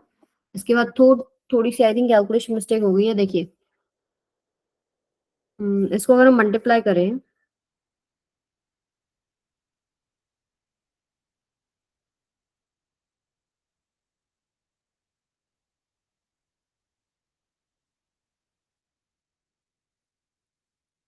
इसमें से 10 कॉमन ले लेते हैं. क्या आएगा 100 माइनस L, क्या आएगा 110 माइनस L. और R1 की जो आपने वैल्यू पुट की थी वो कितनी थी 10L इंटू में L माइनस 10. सो यहाँ से हमारे पास जीरो से जीरो कैंसिल हो रहा है. ठीक है, अब इसको मल्टीप्लाई कर लेते हैं. ये आएगा 11000 माइनस 100L और ये आएगा माइनस 110L और plus L square. This is equal to L square minus 10L. L square से एल स्क्वायर कैंसिल हो गया। अब देखो क्या बच रहा है हमारे पास, 1100, सो ये -10 इधर जाएगा, वो -10 इधर जाएगा, प्लस 10 हो जाएगा, 110 प्लस 10 कितना हो गया, 100 बच गया। सो 100 ये आ जाएगा -200L, this is equal to 0, यानी 1100 इक्वल्स टू 200L। तो आपके पास क्या आ जाएगा, ये डबल जीरो से double zero cancel, L equals to 110/2, ये हो जाएगा 55। सो L की वैल्यू 55 है। तो R1 की वैल्यू कितनी हो जाएगी, 550 हो जाएगी ना, क्योंकि R1 10L है, तो 550 ओम आंसर हो जाएगा। सो थोड़ा सा कैलकुलेशन है, कैलकुलेशन इजी है, बस थोड़ा सा हम, क्योंकि मेरे पास थोड़ा स्पेस कम है तो इधर उधर चीजें लिखी जा रही हैं, तो कंफ्यूजन होता है। तो क्लीन भी रखें, यहाँ से हम ये भी सीखते हैं कि हमारा जो वर्क है, जो रफ वर्क है, वो भी क्लीन होना चाहिए। चलिए नेक्स्ट पे चलते हैं। Electric field intensity is given by E is equal to 2x plus 1 into y I cap plus x into x plus 1 j cap, the potential of 0.12 if potential at origin is 2 volt। देखिए simple, हमारे पास एक formula होता है potential और electric field को connect करने के लिए। क्या फॉर्मूला होता है आपके पास, dv is equal to minus of E dot D R, यही होता है। अगर मैं नेट निकालना चाहूँ, अगर मेरे पास पॉइंट्स दे रखे हैं, जैसे पहला पॉइंट ओरिजिन है और दूसरा पॉइंट आपके पास क्या है, 1,2 वाला पॉइंट हो गया, तो ये हो गया dv, this is equal to ये हो जाएगा आपके पास माइनस बार integration of E dot D R, ये हो जाएगा आपके पास कहां से कहां तक है, ओरिजिन यानी 0 से लेकर के 1,2 तक है।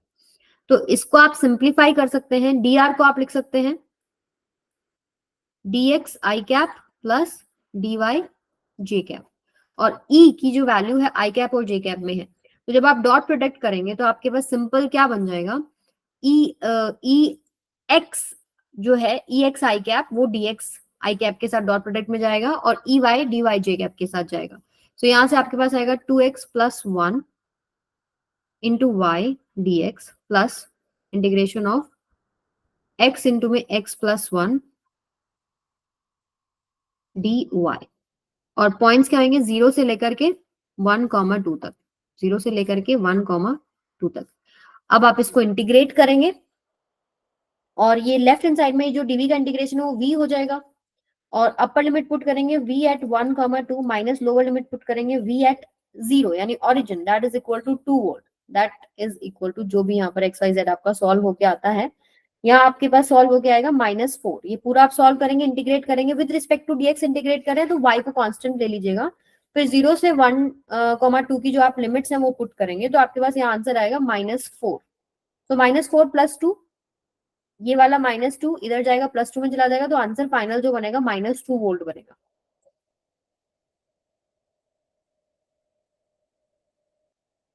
चलिए 40th नंबर पे आओ।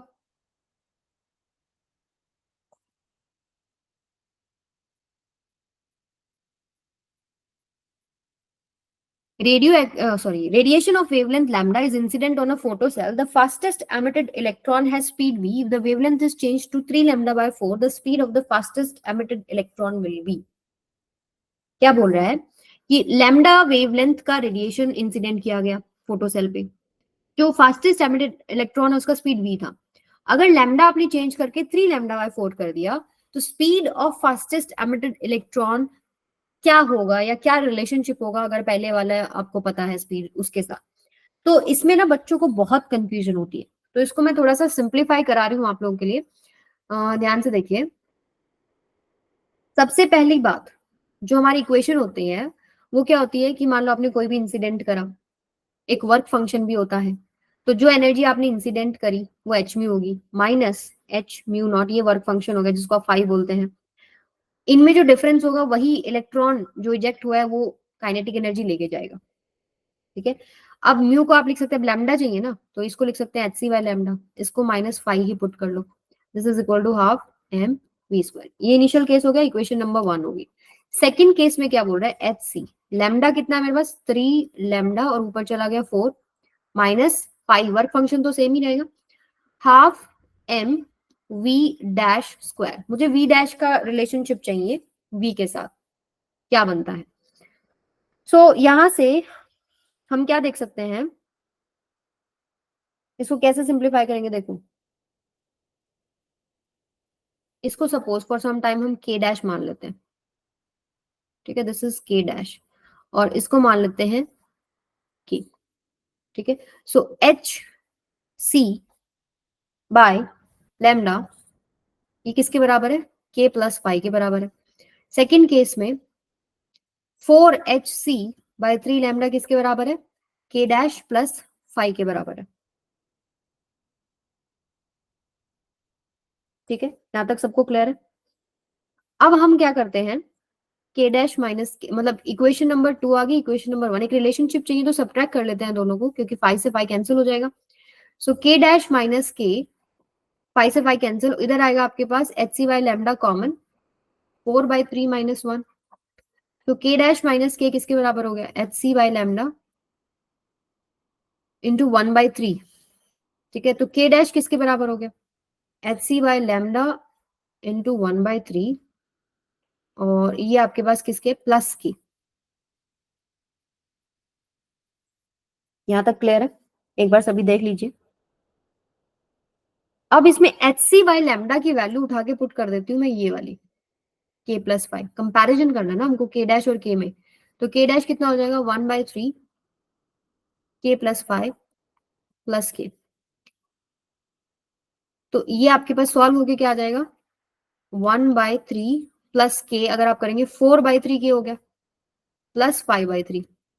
अब ये आपके पास एक पॉजिटिव वैल्यू है, वर्क फंक्शन जो भी है एक पॉजिटिव वैल्यू रहेगी, और 4/3 1 से बड़ा है, सो के डैश जो है वो आपके पास बड़ा हो जाएगा, 4/3 के से भी बड़ा हो जाएगा। जैसे अगर मान लो 4/के डैश है 4/3 के प्लस 5/3, तो 5/3 एक पॉजिटिव वैल्यू है, मान लो कुछ भी एक्स वाई जेड होगी, 1 हो गया सपोज, एंड 4/3 के में आप 1 ऐड कर रहे हो, तो के डैश 4/3 के से तो बड़ा ही हो गया ना, राइट। तो यहां से अगर हम इसको खोलते हैं, के डैश हमारे पास था half M V dash square should be greater than 4/3 half M V square, ठीक है, एम से एम कैंसिल, हाफ से हाफ कैंसिल, सो ये आपके पास क्या आएगा, V dash should be greater than √4/3 V, V square का रूट वी बच जाएगा, सो ऑप्शन कौन सा करेक्ट हो जाएगा, थर्ड।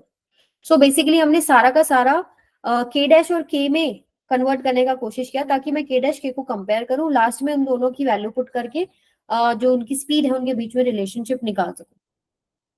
तो ये क्वेश्चन नंबर 40। अब चलते हैं हम लोग 41 पे। If the forward voltage in semiconductor diode is changed from 0.5 to 0.7 volt, तो डेल्टा वी आपके पास क्या हो गया 0.7 माइनस 0.5, ये हो गया 0.2। देन फॉरवर्ड करंट कितना होगा, नहीं, then the forward current changes by 1 milli ampere, delta I कितना है 1 milli ampere, 1 into 10⁻³ ampere. Forward resistance क्या होता है, V is equal to R है, तो आर इक्वल्स टू हो जाएगा डेल्टा वी बाय में डेल्टा आई, सो ये आएगा डेल्टा वी 0.2/1 × 10⁻³ तो ये 0.2 इंटू 10⁻3, तो ये हो जाएगा 200, ऑप्शन थर्ड करेक्ट हो जाएगा, ठीक है। नेक्स्ट पे चलते हैं, इसको आप छोड़ सकते हैं, डैम्प्ड ऑसिलेशंस अभी आपके सिलेबस में नहीं है, so just skip it. Next पे चलिए, हाँ जी, ये टॉर्क से रिलेटेड, इक्विलिब्रियम से रिलेटेड सवाल है। A light beam of length 500 centimetre, the word light means कि उसका खुद का कोई वेट नहीं है, और इसका खुद का भी वेट होता वो भी हमें चेक करना पड़ता फिर कि कितना टॉर्क बना रहा है। So light of beam of length 100 centimetre under the effect of three forces as shown in the figure, what is the distance of the wedge on beam from ATGF so that the beam remains horizontal in equilibrium, ठीक है। तो इसको हम x मान लेते हैं, ATGF का हमें डिस्टेंस निकालना है कि वो इक्विलिब्रियम में रहे, इक्विलिब्रियम में कैसे रहेगा, आपको पता है फोर्स और ये जो परपेंडिकुलर डिस्टेंस जिस पे ये बैलेंस हो रहा है ये टॉर्क बनाएगा, R cross F, torque equals to R cross F. So ये वाला जो है, ये आपका जो ये वाला जो फोर्स है 50 GF वो इधर टॉर्क बना रहा है, 20 GF भी इधर बनाएगा और 80 GF इधर बनाएगा, तो ये जो टॉर्क है ये बैलेंस्ड होने चाहिए, और आर और एफ के बीच में 90 है एंगल। सो अगर मैं बैलेंस करूं, सो 20 इंटू में डिस्टेंस जिसके अबाउट टॉर्क निकाल रहे हो वो कितना हो जाएगा, अगर ये एक्स है इधर वाला, यहां तक ये 20 है, तो ये कितना हो जाएगा इतना पार्ट, ये तो BC हो गया, ठीक है, और ये x है, तो 100 - 20 + x, सो ये हो जाएगा 100 - 20 + x। So if you will solve it तो 80 - x हो जाएगा, ये इतना पार्ट। सो अच्छा, ये तो मैंने ये वाला डिस्टेंस निकाल दिया,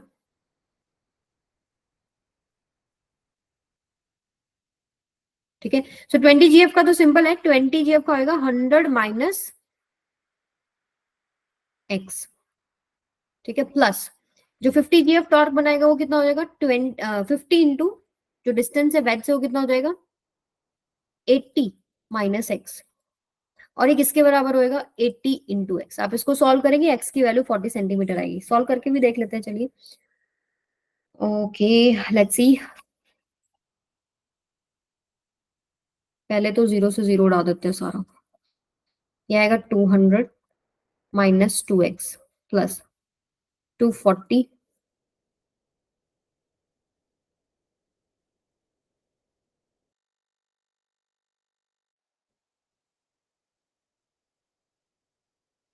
8 9 10 15, ये हो जाएगा 15x, ये हो जाएगा आपके पास 640।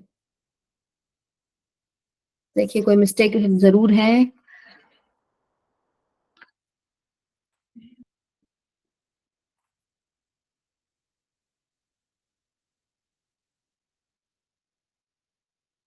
20 इंटू 100 - x ठीक है, 15 इंटू 80 - x भी ठीक है, 18 इंटू x भी ठीक है, और यहाँ पे आपके पास वो आएगा ना 400 आएगा, ये 600 बनेगा। नाउ 600 बाय जो आप 15 करेंगे तो 40 आ जाएगा, 40 सेंटीमीटर। क्लॉकवाइज जो टॉर्क है वो एंटी क्लॉकवाइज टॉर्क के बराबर करना है। नेक्स्ट पे आ जाओ। Viscosity of liquid is the property of the liquid by virtue of which it opposes the relative motion among its different layers। बिल्कुल सही बात है, ये like resistance होता है in fluids। Viscosity of liquid increases rapidly with rise in temperature, ये गलत है। टेम्परेचर आप बढ़ाओगे तो विस्कोसिटी कम होगी। सो फर्स्ट ठीक है, सेकंड गलत है, तो ऑप्शन थर्ड सही हो जाएगा। Assertion is true but reason गलत है। चलिए नेक्स्ट पे आइए। 45 इज वेरी इंटरेस्टिंग। एक एक्सपेरिमेंट बेस्ड सवाल है, आपके एक्सपेरिमेंटल स्किल से भी सवाल आएंगे ना, उसी से रिलेटेड है। ध्यान से देखिए। एक ये रिफ्रैक्टिव इंडेक्स निकालने के लिए एक एक्सपेरिमेंट होता है। एक माइक्रोस्कोप है, travelling microscope, it is focused on a mark. तो तीन मैं लाइन बना रही हूँ, देखो ये मान लो आपके पास ये सेकंड ये थर्ड, ये सरफेस लगा ली। इसके ऊपर अब हम बना देते हैं एक डॉट, ठीक है, ऊपर से माइक्रोस्कोप से मेजर करेंगे। तो सबसे पहले देखिए क्या है। Travelling microscope is focused on mark on a piece of paper and the scale reading is A. Suppose आपका ट्रैवलिंग माइक्रोस्कोप यहाँ है, तो जो रीडिंग आती है वो आती है आपके पास ए, ठीक है। उसके बाद a rectangular block of glass is placed on the paper and the microscope is raised and focus the mark on the paper and microscope reading is B. तो अगर आप इसके ऊपर एक ग्लास स्लैब रख देंगे तो आपको पता है कि ये थोड़ा सा राइज होके दिखाई देगा आपको, ठीक है। इसको मैं अगर मैग्नीफाई करूं तो अगर मान लो पहले इनिशियली आपको यहाँ दिख रहा था, तो अब वो कहीं यहाँ दिख रहा होगा, ठीक है। सो ये ग्लास स्लैब का पूरा थिकनेस तो हम मान लेते हैं h, जो उसकी रियल डेप्थ है। अभी जो आपको दिख रहा है ये इतनी डेप्थ पे दिख रहा है, दिस इज एपरेंट डेप्थ, ठीक है। अब देखिए थर्ड, ये जो अभी इसने ये रेज हुआ होगा, तो थोड़ा सा मैं डायग्राम ही यहीं बड़ा कर देती हूँ। मान लो ये आपने यहाँ पर एक ग्लास स्लैब रखा और ये आपको थोड़ा यहाँ दिखाई दे रहा है। पहले ये हाइट h थी और ये हाइट कितनी थी, h डैश थी।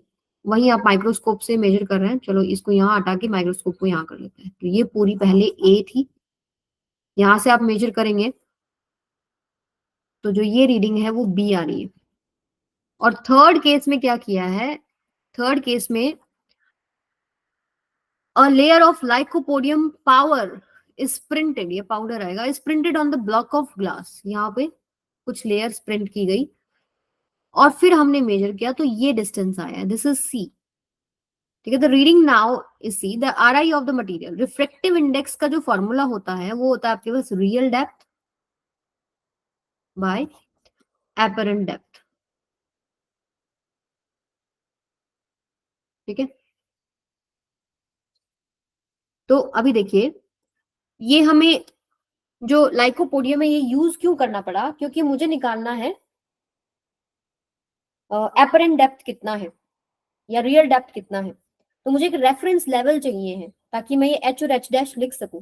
जैसे अब रियल डेप्थ की बात करें तो वो एच है, तो आप लिख सकते हैं ना, पहली रीडिंग ए थी, दूसरी रीडिंग आपकी दूसरी रीडिंग कहाँ तक है, इस पॉइंट तक है।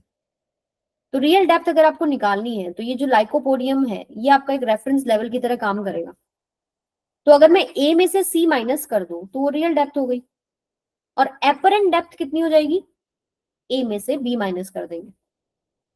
बट ऐसा कुछ ऑप्शन में तो है नहीं, सो माइनस माइनस कॉमन ले लेंगे तो ये बन जाएगा सी माइनस ए बाय में बी माइनस ए। सो ऑप्शन कौन सा करेक्ट हो जाएगा, बी वन। सो तीन केसेस बनेंगे। आसान सवाल था, एक एक्सपेरिमेंटल क्वेश्चन है ये। अगले पे आइए, मैं थोड़ा सा जूम आउट करती हूँ।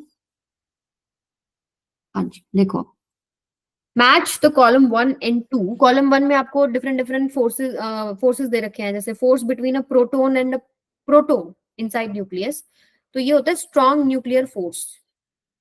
न्यूक्लियस के अंदर जो भी आपके पास है, proton proton neutron proton neutron neutron, इनमें स्ट्रॉन्ग न्यूक्लियर फोर्सेस होते हैं। Force between proton and neutron, force on an electron in an atom, and force obeys inverse square law। Column 2 है gravitational force, electrostatic force, strong force, weak force. तो पहले की बात करते हैं, फोर्स बिटवीन प्रोटॉन प्रोटॉन, कौन कौन सा टाइप ऑफ फोर्सेस हैं। पहला तो ठीक है, स्ट्रॉन्ग फोर्स तो आएगा ही आएगा। दूसरा, एक प्रोटॉन पॉजिटिव चार्ज क्वांटिटी है, तो पॉजिटिव पॉजिटिव में एक इलेक्ट्रोस्टैटिक फोर्स भी आएगा। और दो जो भी एलिमेंट्स है जिनके पास कुछ मास है तो उनके बीच में ग्रेविटेशनल फोर्स भी आएगा। सो ए किसके साथ मैच होगा, पी क्यू आर के साथ मैच होगा। ठीक है, बी पे आ जाओ। Force between proton and neutron, again आपके पास स्ट्रॉन्ग तो आएगा ही। उसके बाद कौन सा आएगा, ग्रेविटेशनल फोर्स भी आएगा। अब एक न्यूट्रॉन और प्रोटॉन के बीच में तो कोई भी इलेक्ट्रोस्टैटिक फोर्स होगा नहीं, सो आर एंड पी ही रहेगा बस। So B is equal to R P. तो क्वेश्चन तो हमारा यही सॉल्व हो गया। फिर भी चेक कर लेते हैं, force on an electron in atom. तो इलेक्ट्रॉन के ऊपर एटम में जो फोर्स होता है वो कौन कौन सा होता है, ग्रेविटेशनल फोर्स तो होगा ही होगा। दो मासेस हैं, एक एटम के पास एक इलेक्ट्रॉन के पास। तो उसके बाद आपके पास कौन सा आएगा, इलेक्ट्रोस्टैटिक फोर्स आएगा। ठीक है, तो पी क्यू हो गया। D, force obeys inverse square law. तो gravitational force inverse square law obey करता है। इनवर्स स्क्वायर लॉ मतलब inversely proportional to R square. और दूसरा कौन सा, इलेक्ट्रोस्टैटिक फोर्स भी एक इनवर्स स्क्वायर लॉ है। सो ऑप्शन 1 करेक्ट हो जाएगा। ठीक है, चलिए नेक्स्ट पे चलते हैं। 47th, in the figure shown q is in coulomb and t in second at time t is equal to 1 second। ये आपको सारा बताना है कि क्या क्या पोटेंशियल ड्रॉप है। जैसे इंडक्टर की बात करें तो इसमें अगर पोटेंशियल ड्रॉप अगर हम देखते हैं तो वी ए माइनस वीबी की जो वैल्यू है वो किसके बराबर होगी, फॉर्मूला क्या होता है, एल इंटू में D I by D T. ठीक है, और V B minus V C किसके बराबर होगा, V Q is equal to C V होता है। तो पोटेंशियल चेंज जो होता है इसमें क्या होता है, Q by C, Q by C. और V C minus V D क्या होगा आपके पास, V is equal to R I, R into I. अब कुछ कंडीशंस आपको गिवन है, जैसे Q is equal to 2t² दे रखा है और t is equal to 1 second पे बताना है आपको। तो सबसे पहली बात तो i इज इक्वल टू क्या होता है, q बाई टी होता है। ठीक है, तो i इक्वल्स टू कितना हो जाएगा यहाँ से, sorry D Q by D T होता है। i is equal to D Q by D T, तो इसका डिफरेंशिएशन करेंगे तो कितना हो जाएगा, 4t। नाउ अब 1 सेकेंड पे i की वैल्यू कितनी हो जाएगी, at t is equal to 1 second, ये हो जाएगा आपके पास 4 एम्पियर। ठीक है, चार्ज की वैल्यू 1 सेकेंड पे कितनी हो जाएगी, at t is equal to 1 second, ये हो जाएगी आपके पास 2 कूलम। ठीक है, अब देख लीजिए जरा, V A minus V B, L की वैल्यू आपको 1 हेनरी गिवन है। मैं सारे यहाँ मेंशन कर देती हूँ, जैसे ये आपको दे रखा है 1, D I by D T at T is equal to 1 second. अच्छा, D I by D T भी निकालना है, तो D I by D T करेंगे, आई की वैल्यू 40 है, D I by D T कितना हो जाएगा, 4 हो जाएगा। ठीक है, इन दोनों के बीच में वैल्यू, इनका प्रोडक्ट 4 आ गया। तो पहला करेक्ट है। V B minus V C, Q by C, Q कितना है आपके पास, T is equal to 1 second पे 2, सी की वैल्यू कितनी आई है, सी की वैल्यू गिवन है 2, सो आएगा 1 वोल्ट, तो ये भी करेक्ट है। VC माइनस VD, आर की वैल्यू आपको 4 दे रखी है और आई की वैल्यू कितनी है, t is equal to 1 second पे 4, यानी 4 4 जा 16 हो गया, तो ये भी करेक्ट है। अब अगर निकालना है आपको VA माइनस VD, तो तीनों को ऐड कर दो, तो 4 प्लस 1 प्लस 16 होना चाहिए था, तो 16 ये आपके पास कितना बनेगा, 21 बनेगा, 4, हाँ 21, तो ऑप्शन डी इनकरेक्ट हो जाएगा। तो कौन सा ऑप्शन सही हो गया हमारे लिए, ये ABC तीनों करेक्ट है। There is always some loss of energy due to internal resistance of the battery.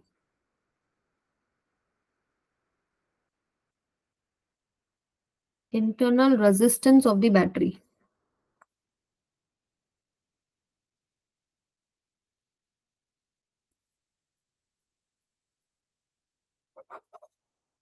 देखो सबसे पहले voltage across battery is always less than its EMF, ठीक है, V is equal to E minus IR होता है। There is always some loss of energy due to internal resistance of the battery, no loss of potential आएगा, ठीक है, loss of potential due to internal resistance of battery, क्योंकि जो आपके पास battery होती है, तो बैटरी के अंदर भी कुछ फ्लूइड होता है जिसमें से करंट जा रहा होता है, ठीक है, तो वो रेजिस्टेंस की वजह से कुछ ना कुछ पोटेंशियल वो खा जाता है। सो आपके पास assertion is true but reason is false। चलिए 49th, ये हमारे पास एक स्टैंडर्ड इक्वेशन होती है SHM की, d2y/dt² plus ω²y equals to 0 से कंपेयर करते हैं, तो k इज इक्वल टू क्या आएगा, ω², यही आएगा, k is equal to ω²। The time period निकालना है, तो k इज इक्वल टू, ये हो जाएगा 2 पाई का स्क्वायर, ओमेगा की वैल्यू होती है 2 पाई बाई टी, तो यहां से अगर आप देखेंगे t² equals to 2 pi whole square by k, तो t की वैल्यू क्या हो जाएगी, 2 pi by under root k। So option कौन सा करेक्ट हो गया, थर्ड।